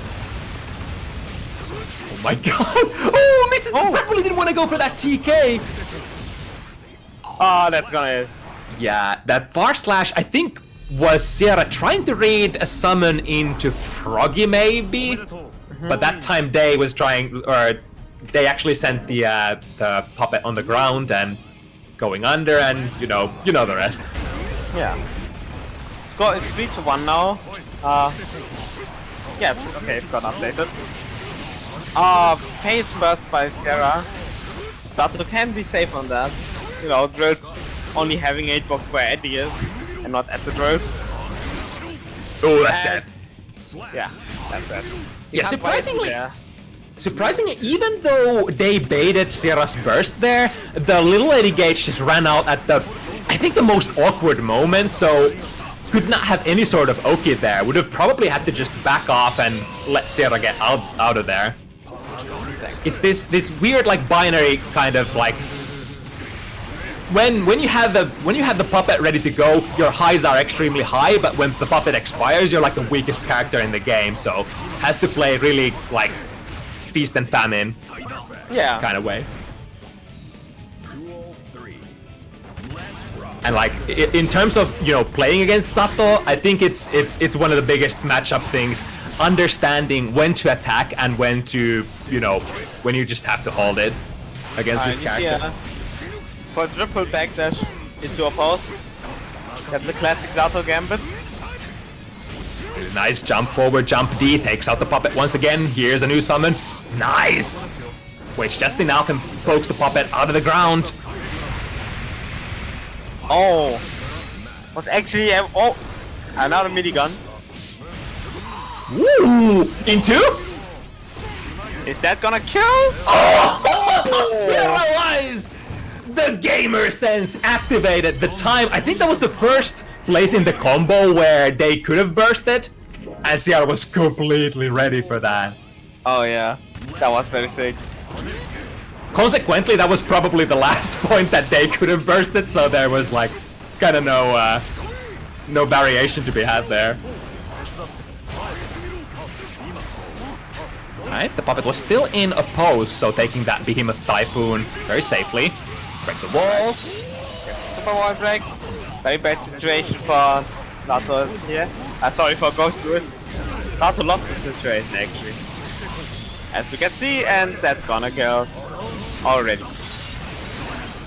Yeah, the baits on universal mechanics for both players here is gonna be super important. That's why like both players have been baiting stuff very successfully, and unless you go for those gold bursts, go for the bursts or the yellow RCs, those are probably like the best ways to get out of your opponent's pressure. So it also makes sense that both of these players would be so ready to bait them.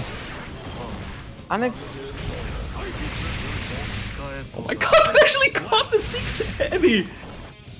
Yeah, this is a classic combo. Love to see it. You actually get with the minigun some nasty setups in the corner. You can actually combo after that in the corner. And optimal route, Eddie is completely back. Oh, you touched it! The oppose! The forbidden fruit! Yeah, that's gonna kill, right? RC, yes! Oh, OTGs. Damn. Even a very high defense character like Lewis, when he touches the oppose and you get counter hit, you bleed so much. It doesn't really matter who you are. You take so much damage. One of the most hardest hitting routes in the game. Oh yeah, definitely. And that's so much chip damage. Oh, this situation. You know that's an awkward situation to be in. Yeah, that was like 1/3 of Day's life bar gone just because of chip damage. Oh yeah. And we might have a rerun of that round here. Day finding a 5B into a summon. And another gold burst for Sierra. He gets it so consistently. Really great use of that flight. Zato probably one of the few characters that can actually feasibly, like, jump over those jump slashes from God Lewis.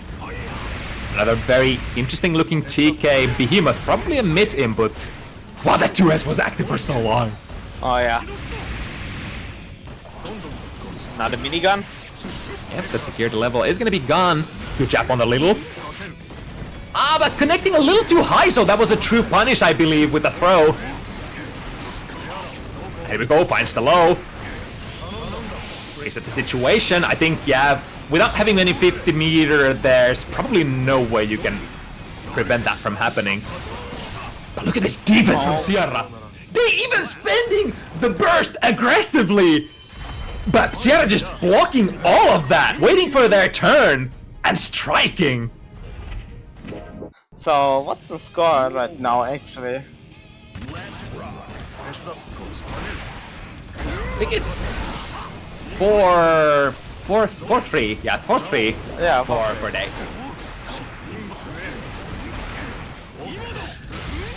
Nice. Which switches position. This is actually bad for Day. No burst. Oh no, that's okay. But I was wondering if that would be killing. Nice, that 2P! Look at that God Lewis 2P, it's so high! It's actually a good option to kill the summon into the Froggy. Yeah, it's like it hits so high you wouldn't even expect it. It's like would you expect someone anti-airing someone with 2P? Yeah, it's often a situation that a lot of characters. Oh, but hold that thought, Day with a really good burst bait here. Let's see if they get to capitalize though. There it is once again. 2P, poke the puppet. Oh, that's not gonna come. Okay. Oh, back throw. Yep. This situation. I think he might be dead. We'll have to think about the burst, but when is he gonna burst? Next hit could be a kill. He really wants the burst for the next game. Let's see if he can sneak it in. Or if he's too greedy, no. Gets the burst for the next game and actually has an advantage for game 3. Very nice. A lesser player would have panicked and used that. Yeah. Going for the 5D again. This time Sierra was airborne though, so not getting the cleanest of hits. Very safe left today. No one's gonna bait that. Ooh, that was actually a reset there. Yeah, that's pressure. It's very hard to escape. Okay, that's the run to the Morphid. This shouldn't be too bad. Oh, unless you get hit by the meaty. Which side? Oh, they blocked the victim correctly, but gets back thrown again. Ooh, that was at the edge. Luckily the yellow RC reaches far enough, and now trying to bait the burst. Sierra delaying just enough to get it off. Oh, went for the 2S this time. The Froggy. And actually we got raided. I see him. Leapfrog Potro raided with 40 meters. Thank you very much.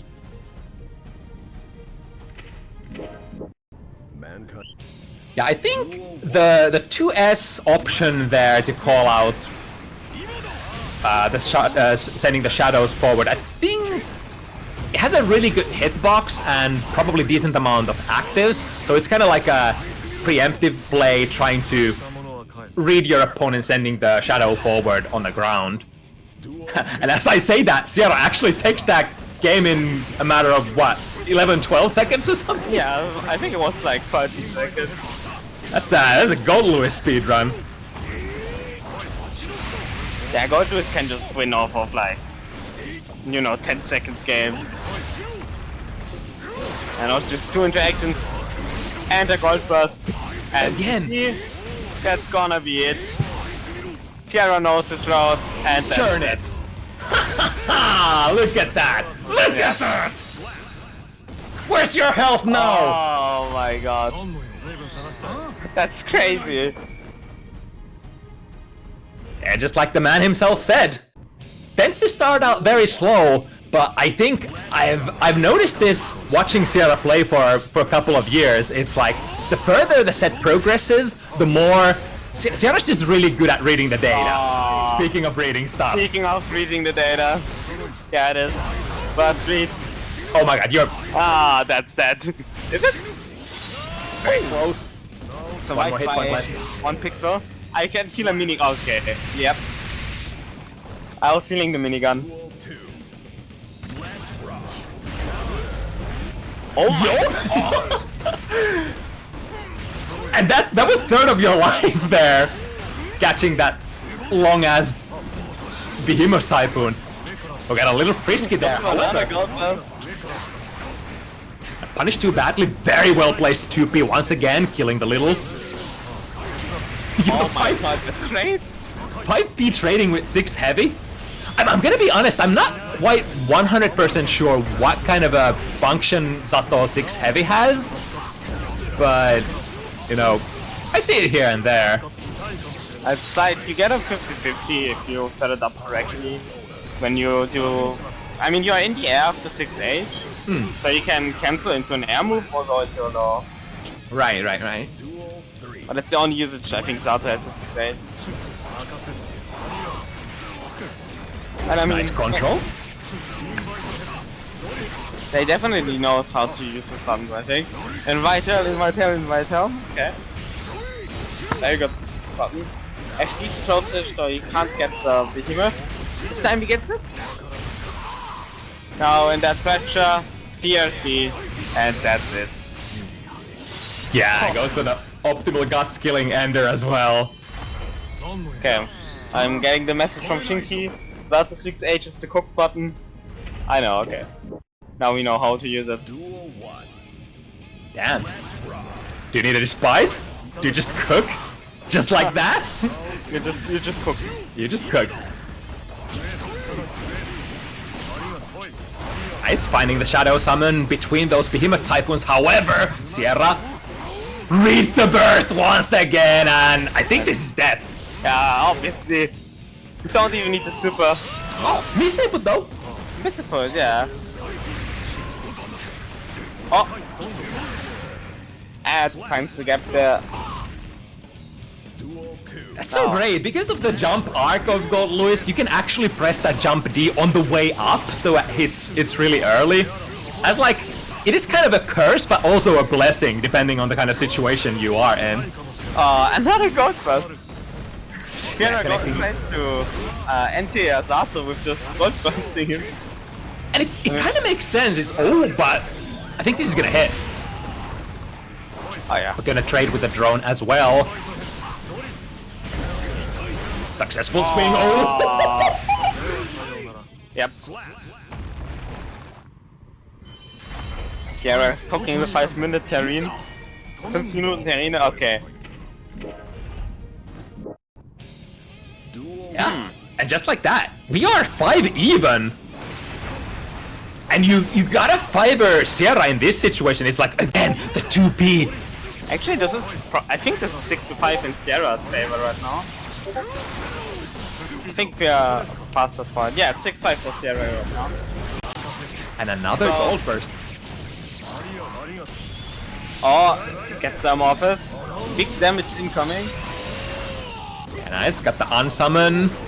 And then into the damage ender from Amorphous. Oh, yeah, I that's think I saw gonna that. hit. Yeah. Really Roman cancel. Oh, okay. Oh. Tries to go for the birthday. Now, big question here. Is they gonna save the burst or still commit into it? Oh, no! my. Never mind, they wouldn't have to. Oh, unless... Okay, Oh, we're good, okay, we're good. Now, I'm interested. Are we gonna see a 6-6 situation? A game press? Interesting, the 6P from Sierra Vice was a little late there. It's true that... Oh, this is just gonna force Sierra back onto the ground. Oh! That's a setup. Catch Yeah. back to the... That duty... That duty hits so high. Is it like a backdash or a jump attempt that they has been catching with that? You mean the 2D? Yeah, Or- the 2D meaty. I think it's a backdash catcher. Alright, we're Ooh, going again. to the last game, game 13. Now, they're already going in strong with the command grab.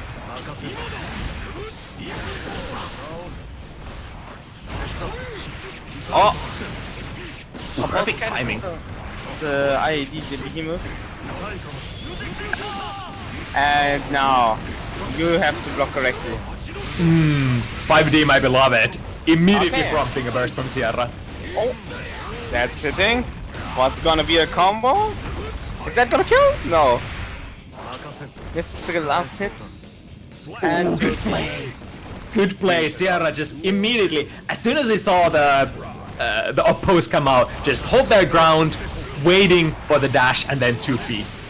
No reason to take any risks when you have that big of a life lead. oh yeah, look at that damage. Nice combo. Ooh, footsies. I keep beating. Again! That is definitely a footsies button. Very, very underutilized for many Cold Lewis players, but you know it does do a lot of stuff. And gets the Sun Void wall break. The best situations are to push B in. Oh, Going in with the tricks, faking the 5D, going into a Yeah. low. spending the burst. Now has probably no burst on last game. Let's see how he's gonna do it. Last game of this set.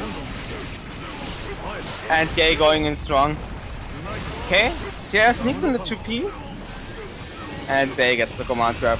Yep, this is gonna Now. reset the situation. Another one! Another command grab, okay. I see you. Third command grab? No. Now goes for 2D. Could have went for Amorphous. Would have maybe killed you. But let's see. Now Gonna have in the to play. corner. Oh my goodness! Look at the spacing for Day, baiting the button, sliding in for the command grab. Okay, And GG's. they winning it 7-6. Game 13 situation. Very, very exciting match. Yeah, that was down to the wire. At this point, I'm hoping I'm not getting any bad matchups. We have to be fair though. Zato, Gold Lewis, it's just tough. Yeah, it's But like what? I'm proud that I at least got like 6 points, right? Normally I wouldn't get like a single point against Zato. I see. Out of curiosity, what are the worst matchups for Gold Lewis? Bridget. You know, I've been playing with Sierra, and I know I did something to him. Nah, some people did it before, but yeah. Jason, if it's like cheer you up or something, I beat Day multiple times. But we have to say like they also improved quite a bit. So Yeah, it's just on the. so it's yeah. Yeah, I mean, people get better sometimes. So yeah.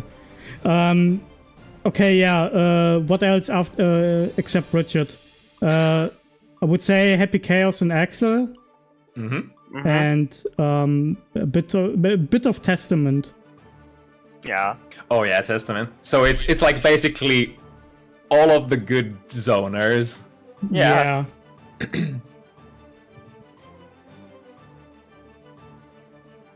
Completely on brand for Goat Lewis, because he is that, you know, that character who's probably the most dangerous close range out of any character in the game, but comes with a little bit of a downside as well. Obviously, that's balancing. Yeah.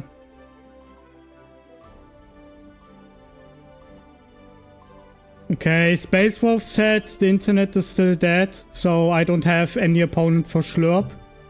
I mean, Schlurp plays who? Nago. I see. I mean, I guess if no one plays, I guess I could hop in if he wants to play. She. Yeah. Oh, sorry, my bad. If she wants to play, I guess I could hop in. Let me ask.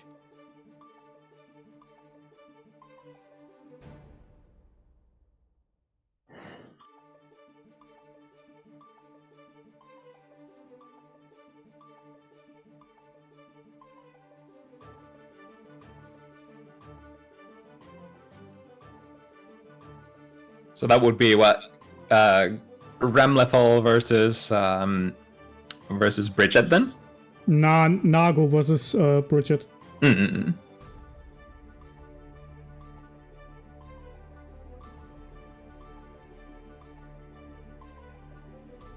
Okay. I guess I jump in. Huh.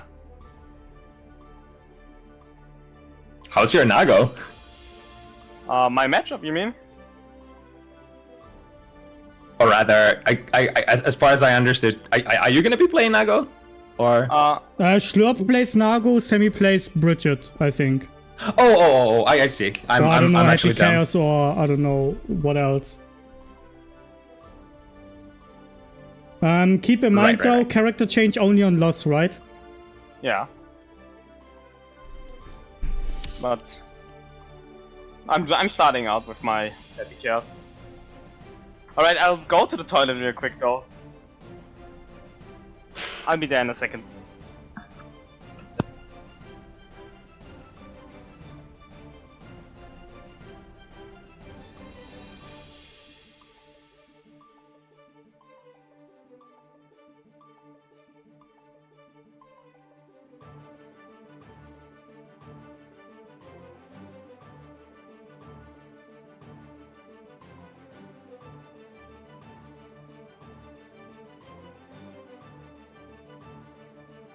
Alright, we got Shroop. Is it Shroop? Schlurp. I just say Schlurp. Schlurp? Okay. Schlurp. So, really interesting amount of consonants, one after another. Yeah. It's maybe definitely wrong, but I can't spell it otherwise.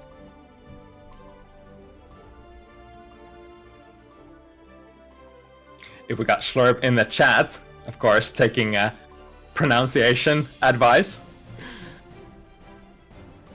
Gold Lewis needs just this 8-way dash.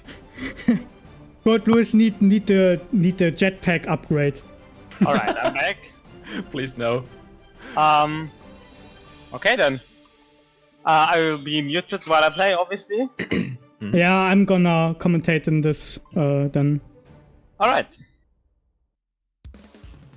Right, Nago versus Goat Lewis. I've actually watched and casted quite a lot of this matchup as of recent. What's Happy Chaos? Yeah, Happy Chaos. So it's like thing for Nago is that like a lot of the times if you're too far, you won't actually be able to reach Happy Chaos with, you know, a single Gamuryuki or a single clone. Often enough, you would have to have enough time to be able to Hukyo and then Beyblade, which can be hard to find enough frames to do that, depending on what your, you know, what the Happy Chaos player is doing. Versus Nakoriyuki. Duel 1. Let's rock. Let's see how Sammy is able to keep the Vampire Samurai out.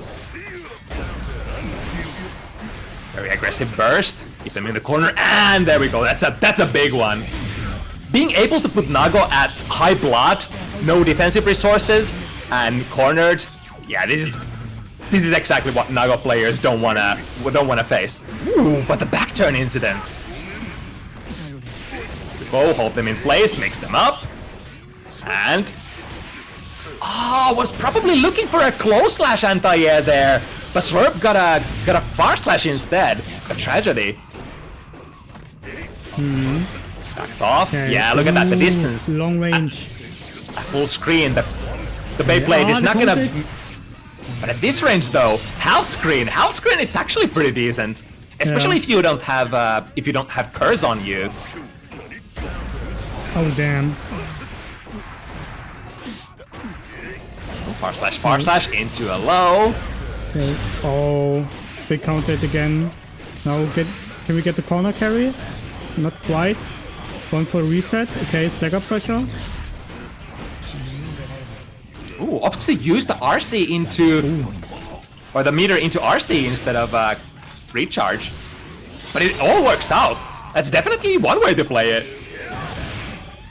Oh, and the reticle actually manages to track enough. There's a little bit of RNG there when you take out the gun in a high mobility situation without curse being applied. Speaking of curse, there it is. Now the gun should be completely locked on. Oh, but that's back thrown. Now Slurp with a big advantage, or big opportunity rather. One bullet in the barrel. Oh, just completely out of everything. Slurp notices and chases. Oh no. And that's a touch of death. Yeah, I think especially Happy Chaos, you don't even, like, a lot of other characters would need to have their 50 meter to have a touch of death on you, but Happy Chaos just can extend his combos so much that you don't really need that. As long as you have bullets, as long as you have concentration, it's all good. You catch the blood rage and lights out. Speaking of lights out here, Slurp. Oh, but Sammy was ready. Put out 2P even before the drift started happening, I think. Oh, into conversion. It could be really close to a kill. Doesn't get the wall stick. But still in a really good situation, yeah.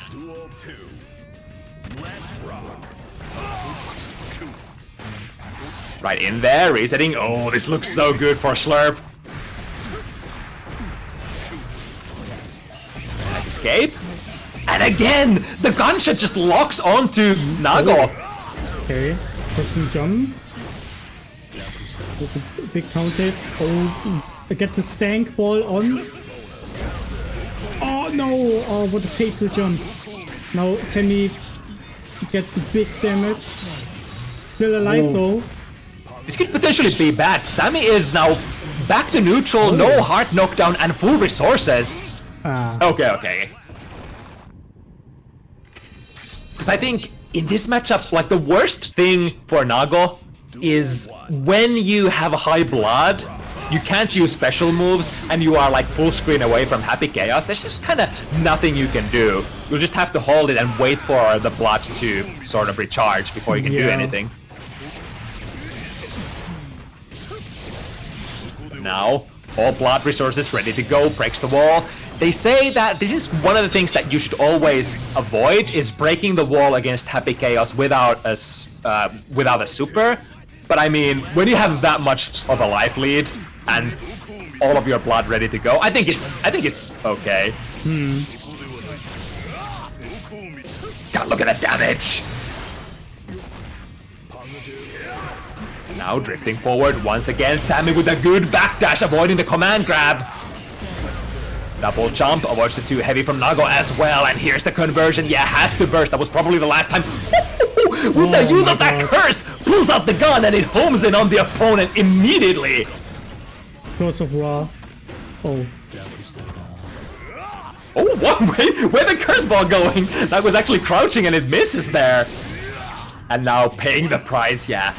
Sammy damn. Poor did Happy end up... Chaos. Just wanted to play ball. Yeah. It's like Sammy, that was kind of like good thing and a bad thing at the end. Got the last mix-up in, but Sammy did run out of the resources, so was slightly unable to do anything after that, even though they ended up the, you know, the sequence kind of positively. Okay, getting hit by the third hit. No combo extension though. Right, curse is on. Stops the combo, but no. Oh, I was about to say no worries, but big worries here. Back throw into the corner. All right, checks the Hukyo. Good reaction time. Okay, good combo. Oh, into the super. And Yeah, this is big value. That was even if it whiffed, Sammy basically got a full reload there because they were on one more bullet. Oh no! Uh-oh. Oh, that's oh no! No concentration to take out the gun. Slurp technically has a chance here, but yeah, just like I said, full screen. There is no special move that Nago can use to reach at that point, so you would have to take really big chances. Okay, nice confirm.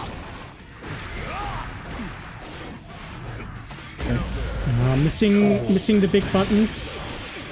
Sammy gets the combo starter going. Okay, hits him with another low.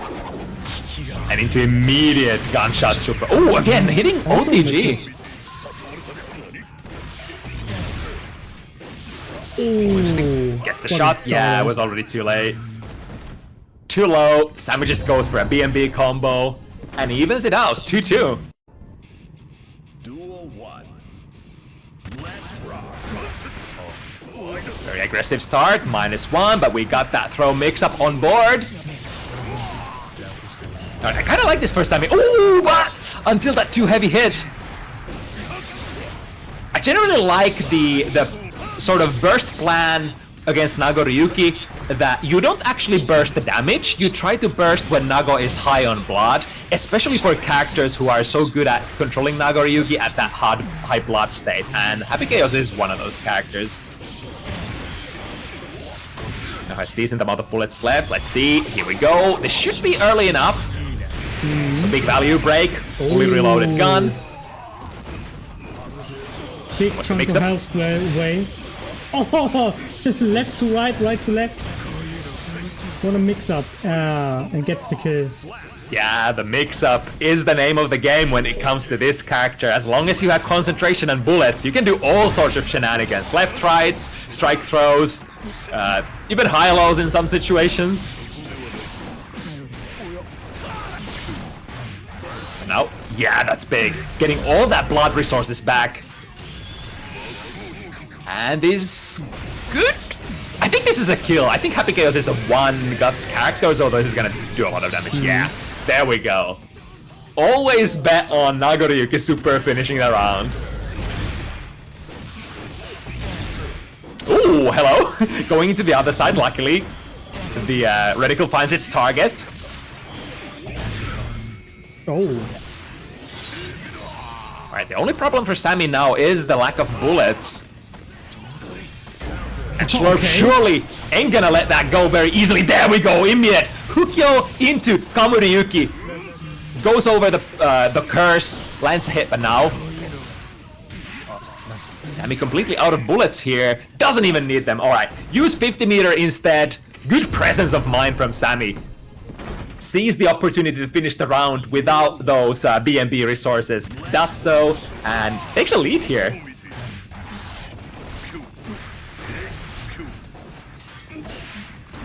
Alright, there we go. This time lands straight into the big foot. Burst bait, Sammy not quite ready to burst this time. It's actually Slurp who ends up spending the burst here. Okay. There Good it is. burst from Sammy. Yeah, this situation, look at that blood from Nago. Slurp is not gonna be able to do anything here. Just be careful, don't go too close. Have to give Nago the back turn incident. Oh, I think that might be a pop. Oh, nice air throw. Oh no, the pop. Yeah, this is the problem. like you were so high on blood, even special move like Hukyo that doesn't use a lot of blood, when you are in that hot blood situation, even that's gonna pop you. Arm is the command throw. Big pressure. It's easily opened up. Okay. Out of resources, Okay. there is a... Three Yo, how many? Holy shit. We've done like 3 Goopa Stomps here. That's the first time I see that mix-up. No, that it was sequence. possible. Oh wow, interesting. Wow. Just completely ignoring that with Nagoriyuki close slash. That's an anti-air and a half. Yeah, sees the 5 heavy going active, but that move is quite slow, so gets an interruption with 2P. Now lots of resources for Slurp. Oh, Doesn't manage to match the height of the jump fast enough, I think. Duel 1. Sammy really picking up some steam here. It's 5k check from round start. Yeah, this time Sammy chooses to burst the damage instead. Wall break. See, we still have 1 bar of blood available, so potentially at least 1 special move, and 1 special move is all that you need on Nagoriyuki when the opponent has 1/3 of their life bar left. oh no, misses the command grab again. Okay, Sammy jumps out of the corner, now Schlurp's the one cornered. Going to throw, okay. Good challenge there. Okay, corner to slash. corner. Oh, No! it's Sammy who gets the back throw this time. Back throw incident. Nice, I think that was an optimal amount of bullets that Sammy managed to reload before the wall break as well. 2, nice jump. Ooh, good trade for a Slurp. Kinda, I think. Yo, all the defensive resources thrown around. Neither one of these players wants to get caught in the corner. But inevitably, somebody has to. And at the end, it is Sammy who managed to stand. They're back against their mid. Oh, we're going for this! Oh, Go no. Hadashi right now! Oh, no. But they miss it! They miss it! This could actually be a touch of death. Yeah, Slurp knew. Now, crucial combo miss once again. Sammy rushing in, still has bullets. Oh my god, what a round, what a back and forth. It's so unfortunate. Slurp had a really nice setup there, tried to do as much damage as possible and set the Blood Rage as a combo ender, but kind of missed the setup there and got punished for it big time.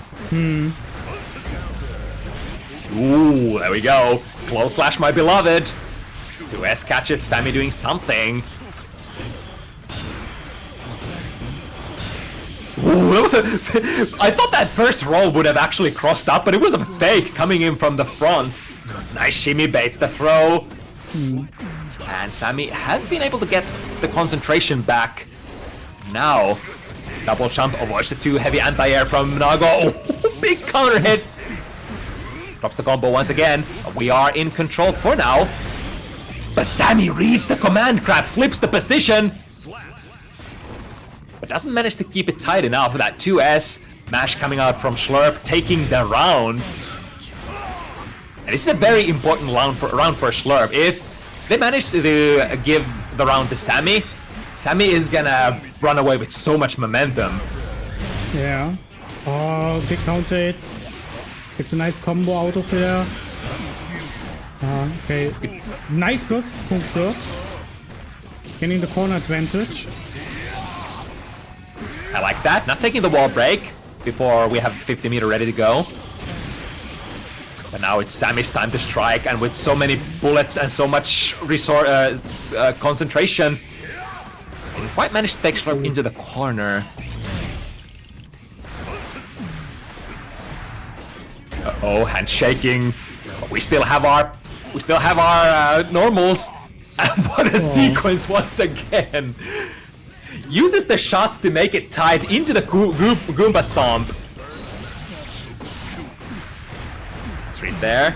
Gets Gets one IBFD, but the forward moving momentum was so much from Slurp that they're just not able to push Slurp away. Yeah, this is insane.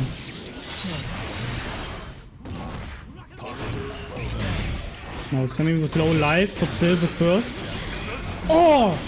Damn, the makeshift backdash. The cursed throw actually baiting the burst here. Oh, gold burst. Okay. Oh, interest. Okay, that was an interesting jump though. Not too bad of a burst there from Sammy. That was probably like the last opportunity for them to use it, but too bad wasn't able to sort of come. Yo, look at that! Was that 2 in a row? It's a super important thing. Like, if you somehow manage to do IBFDs consistently, you can kind of keep Nago away from the active command grab range, and that's huge. Double jump, tries to bait a grounded anti-air. Slurp doesn't bite. Okay. And now with the pressure. Ooh! Oh, wait a second. I wonder if that was a miss input or if that was a sneaky last-ditch effort to go for a gold burst frame trap there. Press the button. Oh, wall slump setup. Good YSC. Not getting out of the corner. Oh no! There it is once again. Taco kick. Hitting us cross up. And Okay. oh, I think Misses Slurp the was still, timing. yeah, throw invulnerable there. Probably on her last throw invo frame. Close slash catches the backdash, and you know what that means. Lots of damage incoming. Back to neutral. Look at that good choice of buttons. 5 heavy. Oh, a critical combo miss once again. Let's see if that's gonna be biting Slurp. Burst. There we go, look at that, the spacing, the placing of the 2 heavy. Still in this. It is gonna be a tough climb, but definitely not impossible. I mean, it's been getting better and better. It was like 5-2 at one point, but Slurp able to get those couple of rounds or a couple of games in a row. We see some nice adaptions. Oh, There big it is once twitch. again. Good burst though. Ooh, good challenge Oh, into. wow. That could be a kill. I mean, I think that is gonna be a kill. Again, this is a very low guts character, and Nago, you know it. Big damage from the super. Always bet on Nago's super. Will it kill? Yes, it will. Oh no. Ooh, Uh-oh. quite an early burst.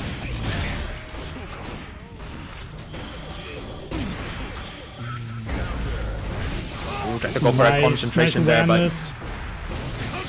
yeah, this is the go time.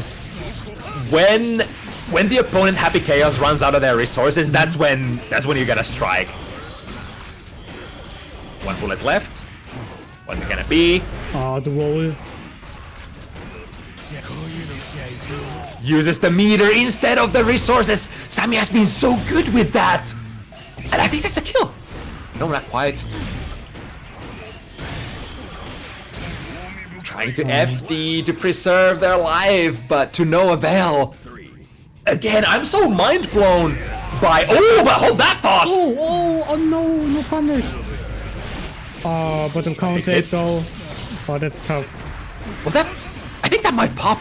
That's when maybe so. Oh my gosh, he screws him at the last moment!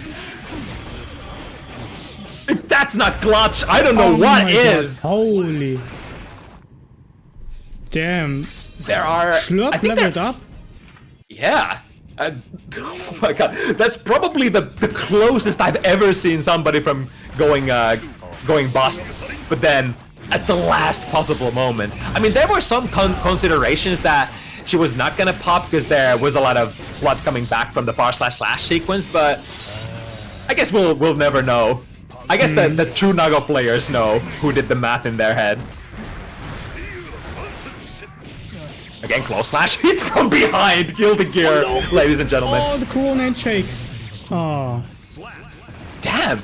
And suddenly, it's actually Slurp first time in a lead during this set. Yeah, quite dominant here. But Quite let's the see, comeback. maybe Sammy wakes up again and counter the adaptabilities Schlop made and changes strategy. Okay, big damage here. Oh, the wall! Gets the cross up. Yeah. Oh! Oh, catches up though. Into the corner. Decent amount of blood. Ooh, that's a lot of blood. That could potentially be a pop, let's see. Yeah. It's so close. Barely saved once again. Reversal super. Did Sammy press it? No. No, the bait! But hold on, it's not done yet. 2S once again into. Oh, no bullet in the cylinder though. Oh no! I think, yeah, if that was really a big commitment. I think Schlurp was like, all right, I'll go big or go home. This special move will either get me the kill. If it doesn't, then I'm gonna pop. But it was all worth it. And Slurp. Oh, was that 7 already? Actually. I think it's character change now. Yeah, because Sammy does have an option to go for example, Bridget. Yeah, it's currently 6-5.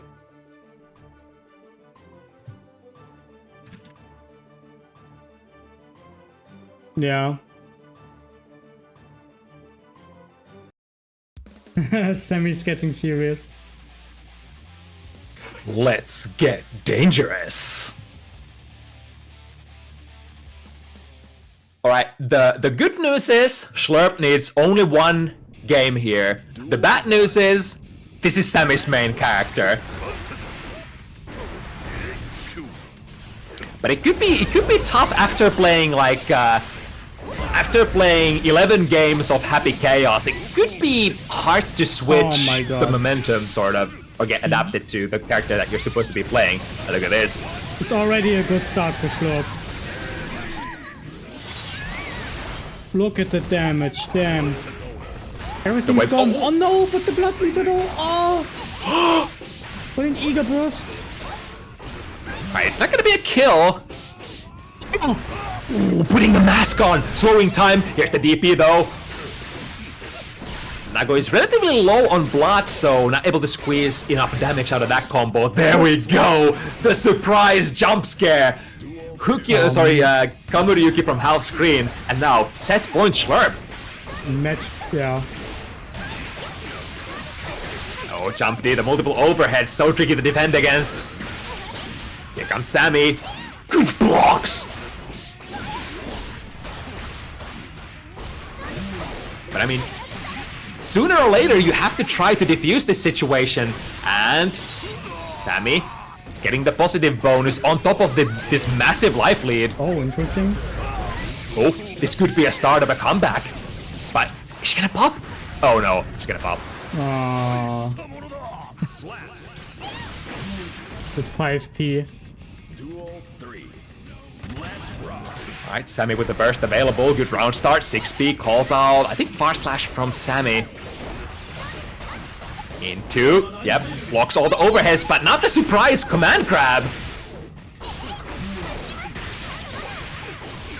The FRC, is it high, is it low? You're gonna have to guess. Good gold burst. Schlurp has so many resources here. And smart DP from Sammy, yeah, getting Nagoryuki out of your face when they have still blood ready to spend and so much meter. Oh no, that's gonna be it. Okay, 6-6. Damn. One Schlurp more was chance. so damn near. But Sammy gets another chance. Duel 1. Let's rock. So tricky. No matter, like, if you have high blood or low blood, Bridget is a pretty good whiff punish character, so you can't swing those like 2 S's or 5 heavies for free. Setting it up once again. Ooh, corners themselves. And DP, my beloved, gets to switch sides.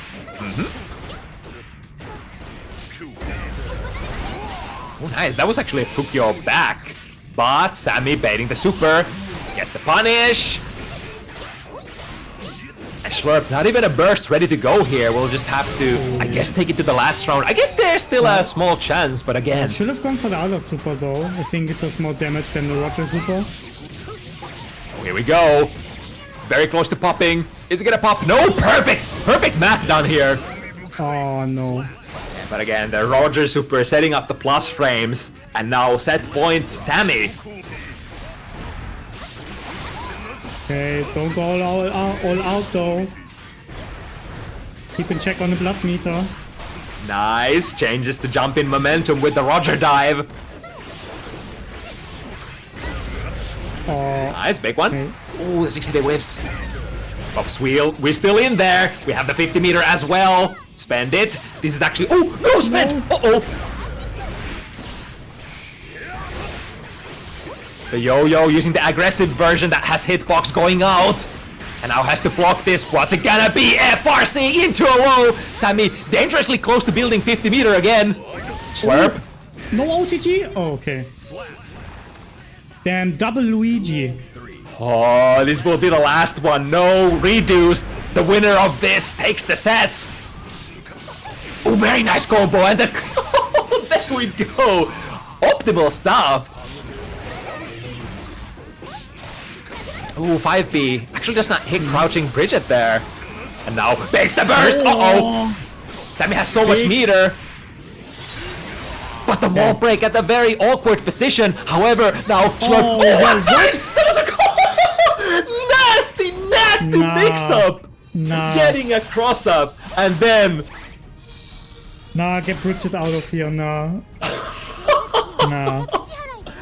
Ooh, No. this character. No. Lovely. Okay, according what you saw in the stream, forget about it. The win will go to Slurp. No, I'm just kidding. Okay. It was very, very tough. It was very tough. GG's to both of them. We played really, really well, and yeah, really, really nice. Yeah, especially great for Slurp, bringing out that fighting spirit at the very dangerous looking situation where Sammy was like 5, I think it was 5-2 at one point, but Slurp able to fight their way back into an even position and then even into a commanding position and forcing Sammy to go and take out the big guns instead. Okay. Oh yeah, sorry. Alright. That was very fun. Actually, the one thing I did... oh god, I got it, yeah. So, I heard the commentary, and at one point, you actually said something about the side switch.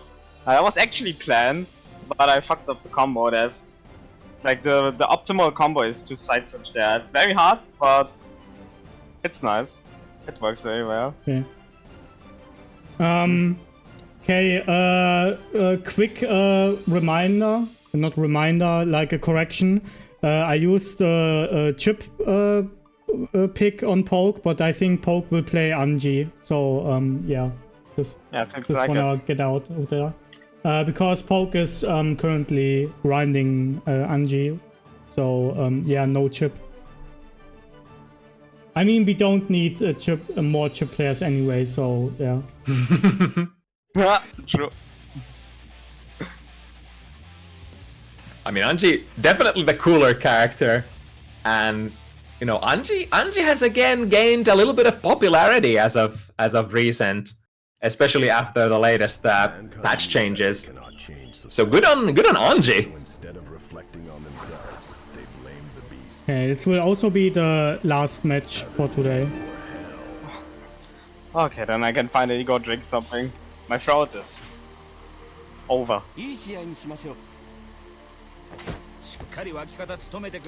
Alright, the fundamentals man, Kai Kisk versus the damage machine and the RPS machine, Anji Mito.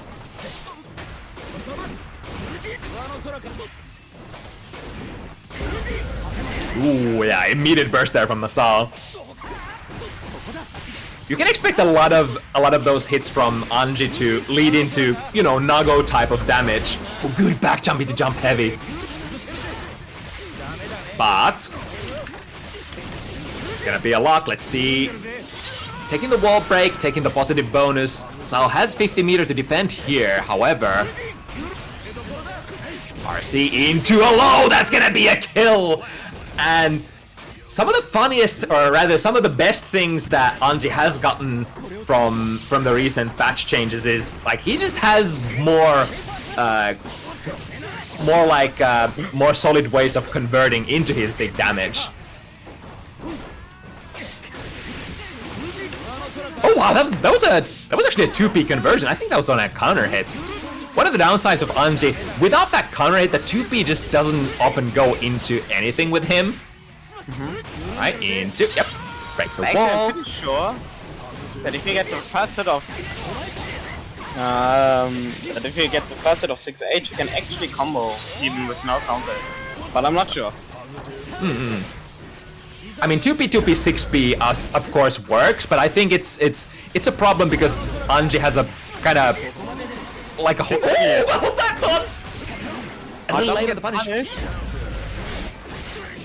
Ooh, the swag combos! Oh, And that's it. oh yeah, that is. Oh, baby! Duel 3. Let's rock. Yeah, look at that. The jump backwards into jump slash. There it is once again. It's especially like when you have like a backwards moving momentum from your jumps, jump slashes, jump heavies have been a classic way for Kai to sort of defend the space ahead of you. There's very few things that can catch you out of those moves. Of course, the problem is you give away spacing, but if Yeah, but look at this. Masao has so much meter here. Yeah, just wakes up, doesn't believe in any of the shenanigans, just wakes up with a 5-framer, and why not? It was like Poki was still so far away, so might as well check, I guess.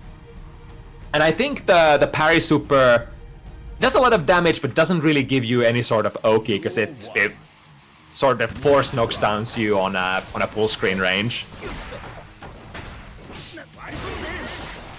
Alright, very early burst here. Keep Masao in the corner.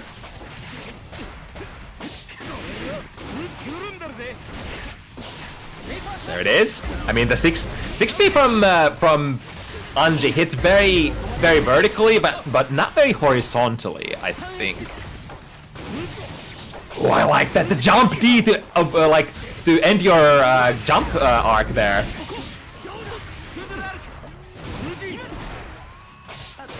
Which side switch? There it is again. Counter hit 2P going into 6 heavy, and that should be around. Poki has 100. Oh, unless I spoke too soon, I cursed him. Now Masao still with a chance, and a good chance at that as well. Choosing to break the wall break, and now 100 meter. Back dash with the whiff Gatling. Duel 2. Let's rock. Man, yeah.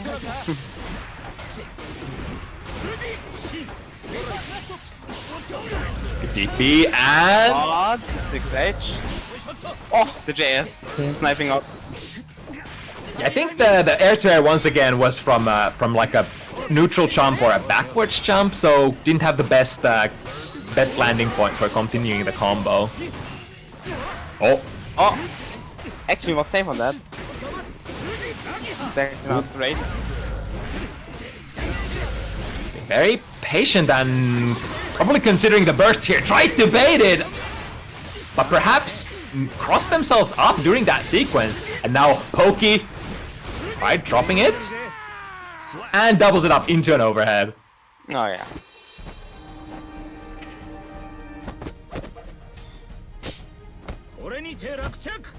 Alrighty, 1-1.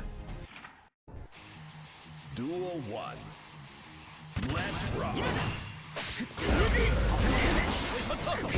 It has to be said though that like if if Anji does play that 2P into 6 heavy, it is a frame trap. So if you try to do something in between that, you might get hit by the 6 heavy, and it's probably not in your best interests. There it is, air to air once again. Masao so good with those air to air conversions. Into the corner, chooses to milk it out, and into the positive bonus we go. RC, yeah, that should be a kill. And yes, that is key, okay. On commentary. Ooh, the backdash out of 5D. 5D, my bad. Ooh, interesting. Didn't believe in the plus frames out of the setup, and now Pokey with massive value out of that back throw. Oh, look at the damage, even with no super finish. That's up. Yeah, is Anji's second name is not middle, it's damage. Good block, but there's another one coming. Good defense from Masao. Oh yeah. Whoa! And smartly blocks the backwards hitting hitbox there, so now 5k hits, doesn't get a clean conversion. Masao still with a burst, but might want to take it to the last round. Yeah, this will be the most safe play here. Whereas Pokey doesn't have a burst ready to go, so a small advantage. Or sorry, disadvantage. This time not throwable out of that setup. And goes for a throw himself. Here we are. Oh, interesting. Fight off the barrel, very interesting. Oh, here we go. Oh, for the TP? Oh! Pokey! Pokey has the download. Now back to neutral, and Masao has the meter, so Pokey probably in their best interest would like to spend a little bit of time. First 50 meter goes into an RC. Ooh, nice. A nice get throw. Cross up. Ooh, almost a conversion, this should go. Yeah, Masao not dropping these. Especially the air-to-airs have been Masao's forte this matchup. And once again, the counter hit, jump, slash, scoring big damage. Alright. Masao gets the small lead with the 2-1. And honestly, I know that Poke's been grinding up that Anji. You know, even had coaching with a very good Anji, EMEA. And I like to see how he improves his gameplay. You know, that kind of makes sense. How that's a big call coming through is what all Anji players would love, to catch you in the air while they're doing that call. Masao not believing that setup. Oh yeah. And yeah, don't even need the super. Yeah, doesn't need to build the burst for Masao. Oh, round to spin. Alright, not the biggest hit, but that butterfly gonna push Masao into the corner, and now be careful with your jumps. Punch with a throw. And that should be it, yeah. A little bit of a spaghetti sequence there at the end. I think the optimal would have been to go straight into the super, but of course, sometimes we just get these wall breaks or wall stucks Way too early. like a slightly awkward position. Yeah, exactly. Duel 1. Let's rock. Okay. Poke going for a lot of the Fujin in neutral. Recall call again. Even though it's blocked as airborne, you're gonna get so many plus frames for yeah. that. I mean, it's even a guard crush on air hits, on air block. Ooh, jump B to challenge the S button in the air from Masao. That's actually pretty brilliant. I mean, a lot of these heavy buttons in the air are hard to challenge, but one way to beat them is to use a faster move yourself and get there before their move goes active. The downside is a lot of lights in Strive don't tend to confirm into a lot. But you know, you do what you have to do, and what Pokey has to do here is some damage. That was 2 hits, 2/3 of your life gone. Oh, perfect space spacing and recognizing that there was still far slash to be pressed there before the fireball goes active. Pokey! Directly into the super. So there's no way that he can burst. Very great stuff. I can definitely see the work, the miracles that playing under Grandmaster Anji player or learning in the wings of a Grandmaster Anji player has done to Pokey. Because like every time I see Pokey play, it's been getting better and better, especially on the Anji. Definitely. Yep, punish with a throw, put him in the corner.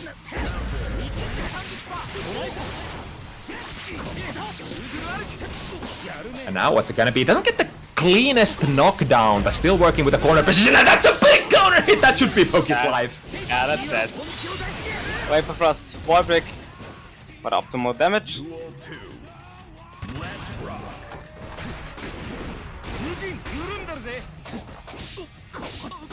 Tries to jab and Masao out of that jump. Go 5k, is the check once again into a cash out. Not too bad, because Masao doesn't have the burst available yet. Oh my goodness, that 2D from Anji reaches surprisingly far away. Oh yeah, and in low profile so much. Probably one of the like slightly lesser used, maybe even underutilized moves from Anji. Oh yeah, definitely. Alright, gets the strike throw. Here we go. Electrify, and Pokey says no. Not gonna get in that corner position. I'm gonna, in fact, start attacking you again. The 5k, but the perfect spacing. Not too bad for Masao. Basically, uses 50 meter to not get caught by that butterfly setup. Oh, be careful here. Once again. Yeah, that's barely any lag. Yeah, it's so tricky because like one of the hits behind as well, so you gotta be careful not to get punished by the whip, and then it just recovers almost just like that instantly. Oh yeah, and even on block it's even just -1. But Yeah. there's no way you're punishing that.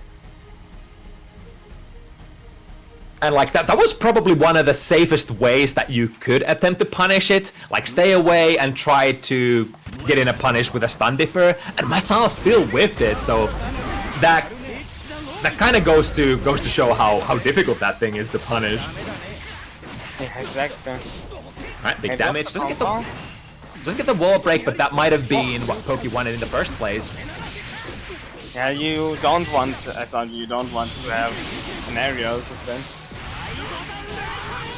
Alright, breaking the wall, Pokey.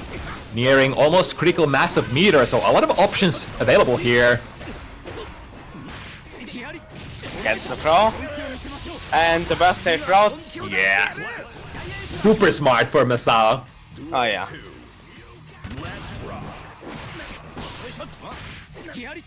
And now the throw. The 2P catches Masao out of the sky, but then the jump back shimmy. Oh, there we go! There's the jump slash! Oh, that's... yeah. I'm pretty sure that was a counter super as well. Oh, looks very nice. And now a massive life disadvantage that Pokey has to work through. Oh, run up, bro. The Kai classic. Even some extra threat there when you're electrified. You're kind of like, you're probably expecting the Kai players to go for a flip kick because they want those plus frames, so you're like, all right, I'm gonna concentrate and I'm gonna 5p them, and then they just instead end up dashing in and throwing you. Oh yeah. They're like, oh, frick. Ooh, speaking of jabbing them.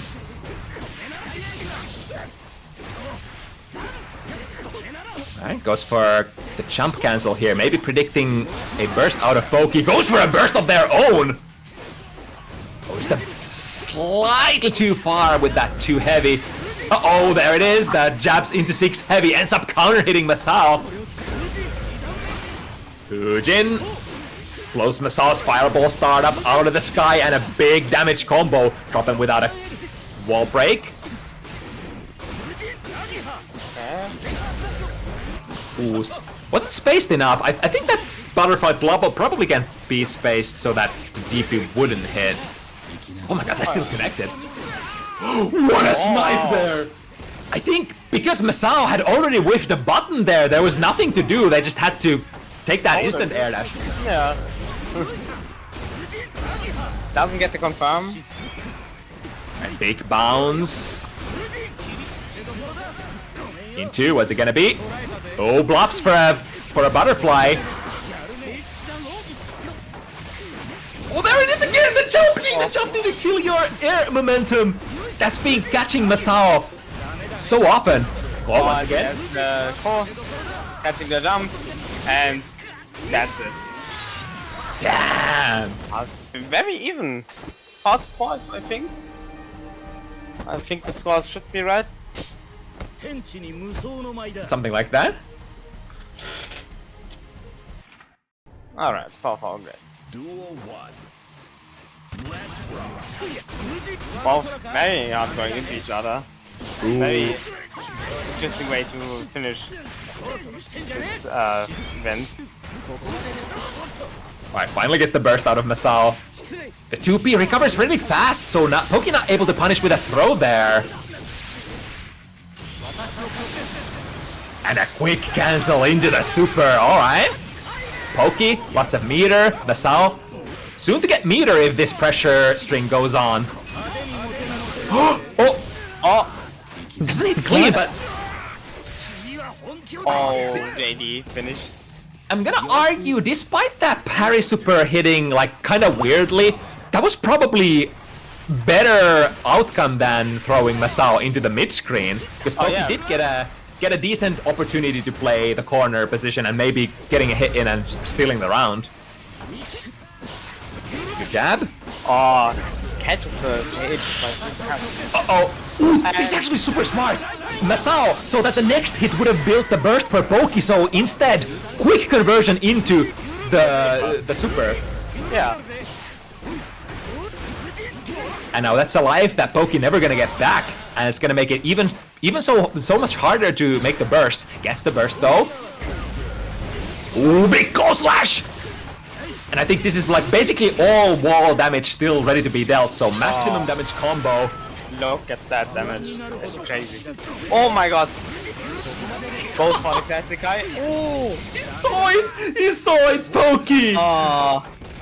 So on top of the decision making, so on top of these RPS options. But once again, Masao finding their best hits, coming from air to airs. Oh, nice punish there. The 5k was backdashed, but immediately putting out a 2D, preventing Masao from pressing buttons. Here we go, take these plus frames. Oh! Is that not quite gonna be a kill? And that damage. Yeah, Corners are just optimal for the corner. Damn, that was quick. And that's, I think that rounds are supposed to work for Anji. You get a couple of good hits, couple of optimals. Yeah, this guy does damage. Yeah, he definitely does some fantastic damage. Right, counter hit 2P.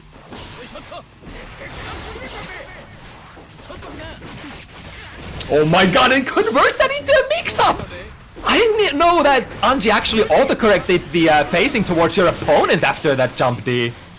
Oh yeah, no. The call. Oh, oh, okay. Get saved by the bell. The wall break or the wall stick coming in fast enough.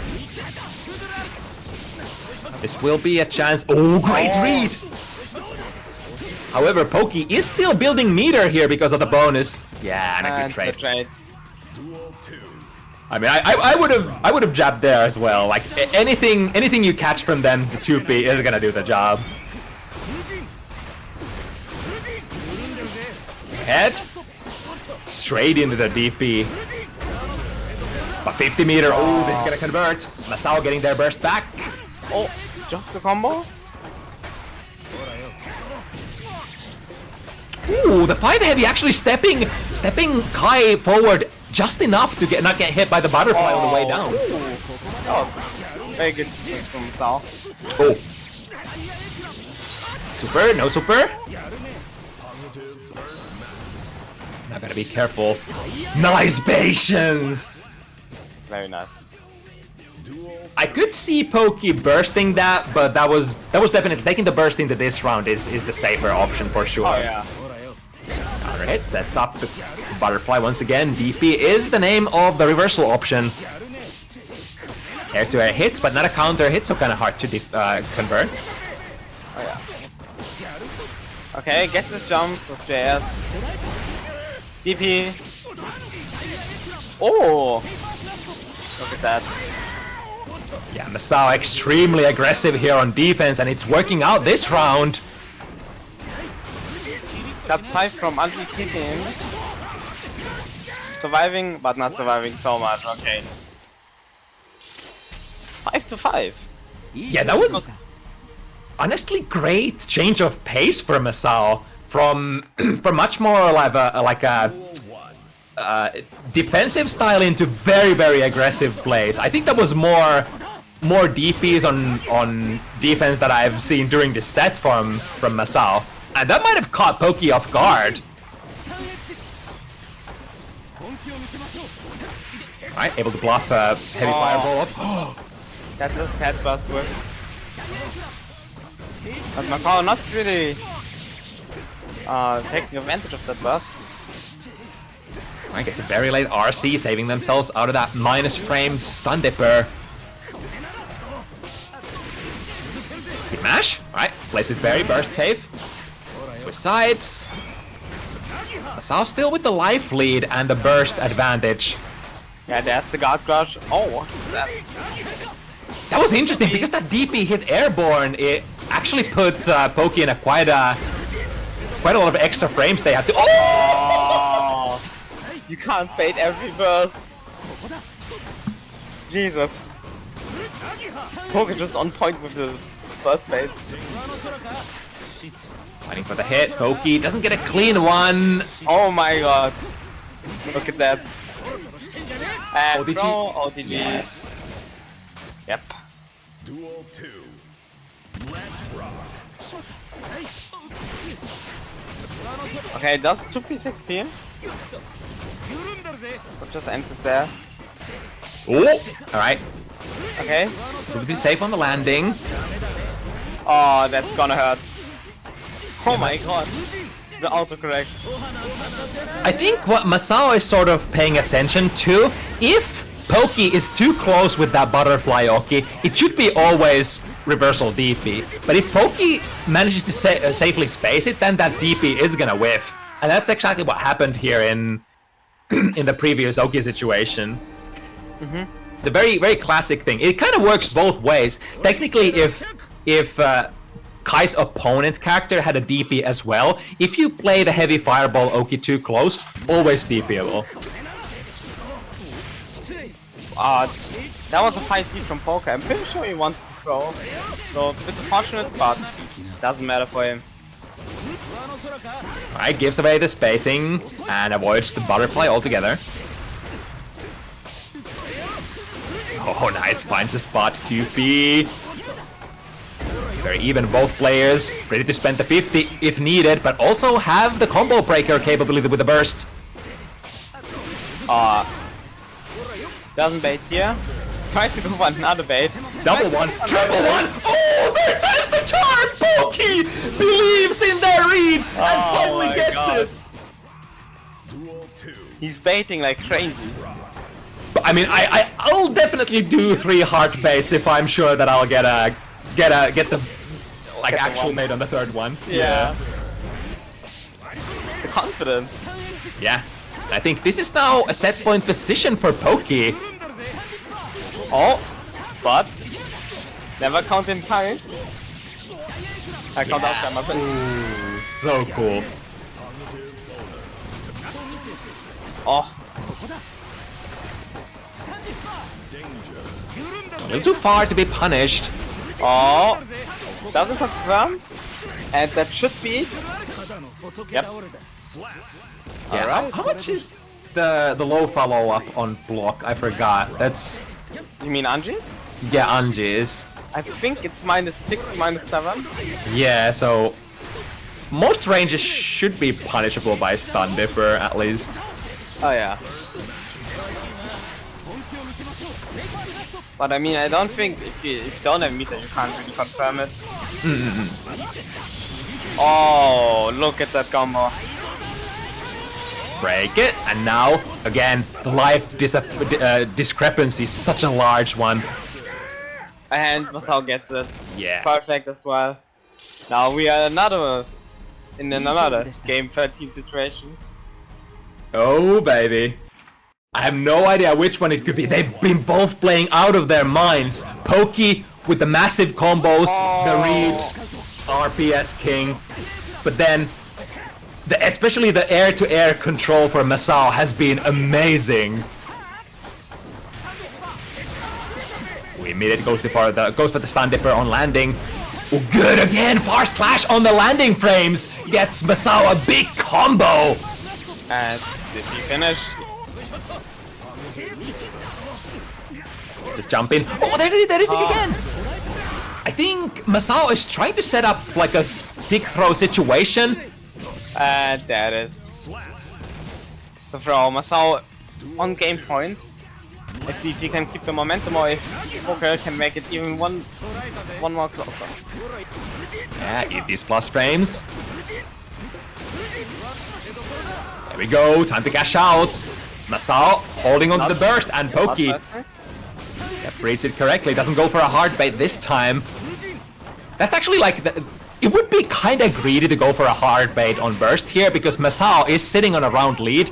They have no reason to burst here if they don't want to. You have to save it for next round. But what about Poker? He has to burst. Correct. Yep.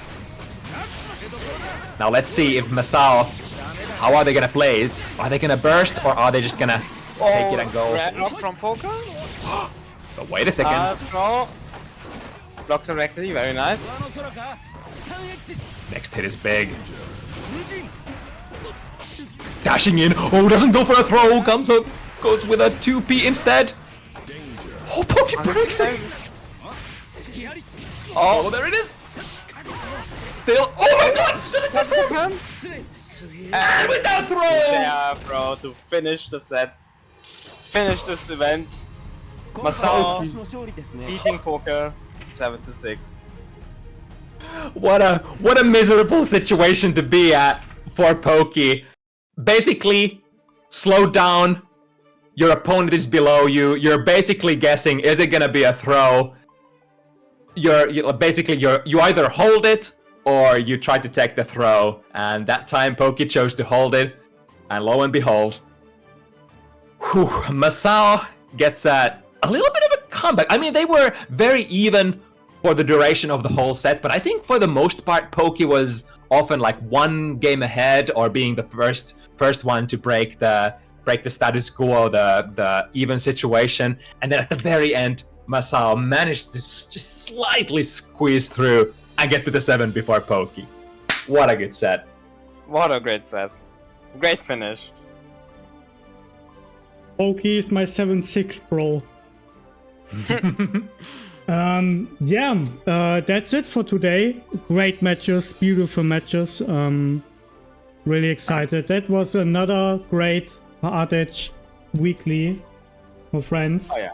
And speaking of HardEdge Weeklies, we have more weeklies, not just Guilty Gear Strive weeklies. And as you see, we have a newly updated graphic here. So I will go over them from top to bottom.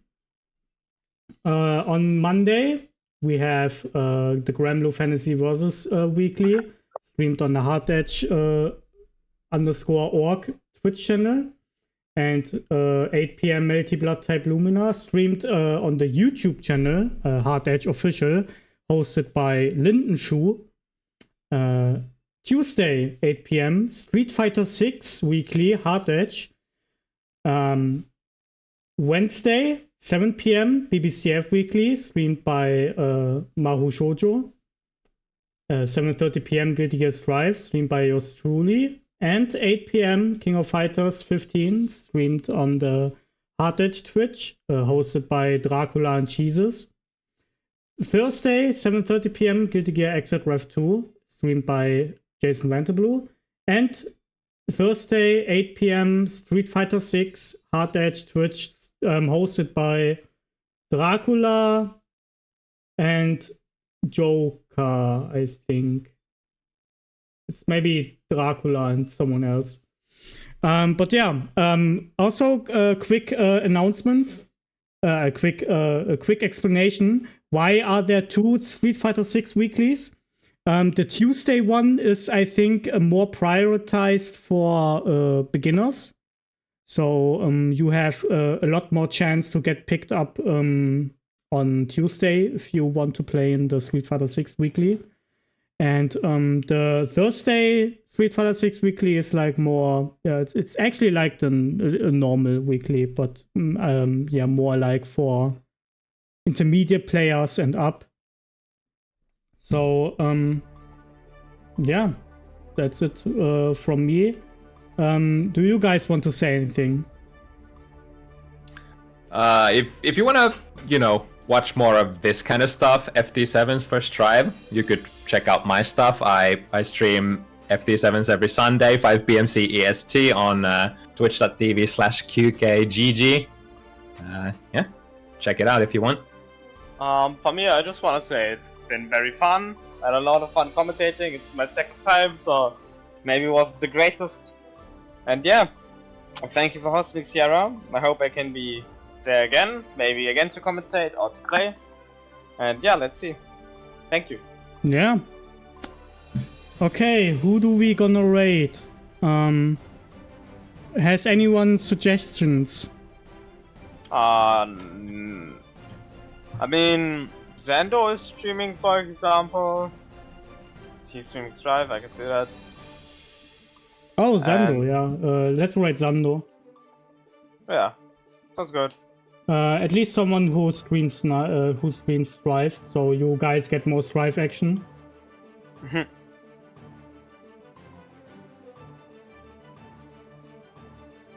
I actually was gonna Peter as well, but Peter plays Grand Blue. I thought he was gonna play like Xrd, then I would have like rated him, but yeah. Anyway, guys, thank you guys for watching. See you in the next one. Bye. Bye bye.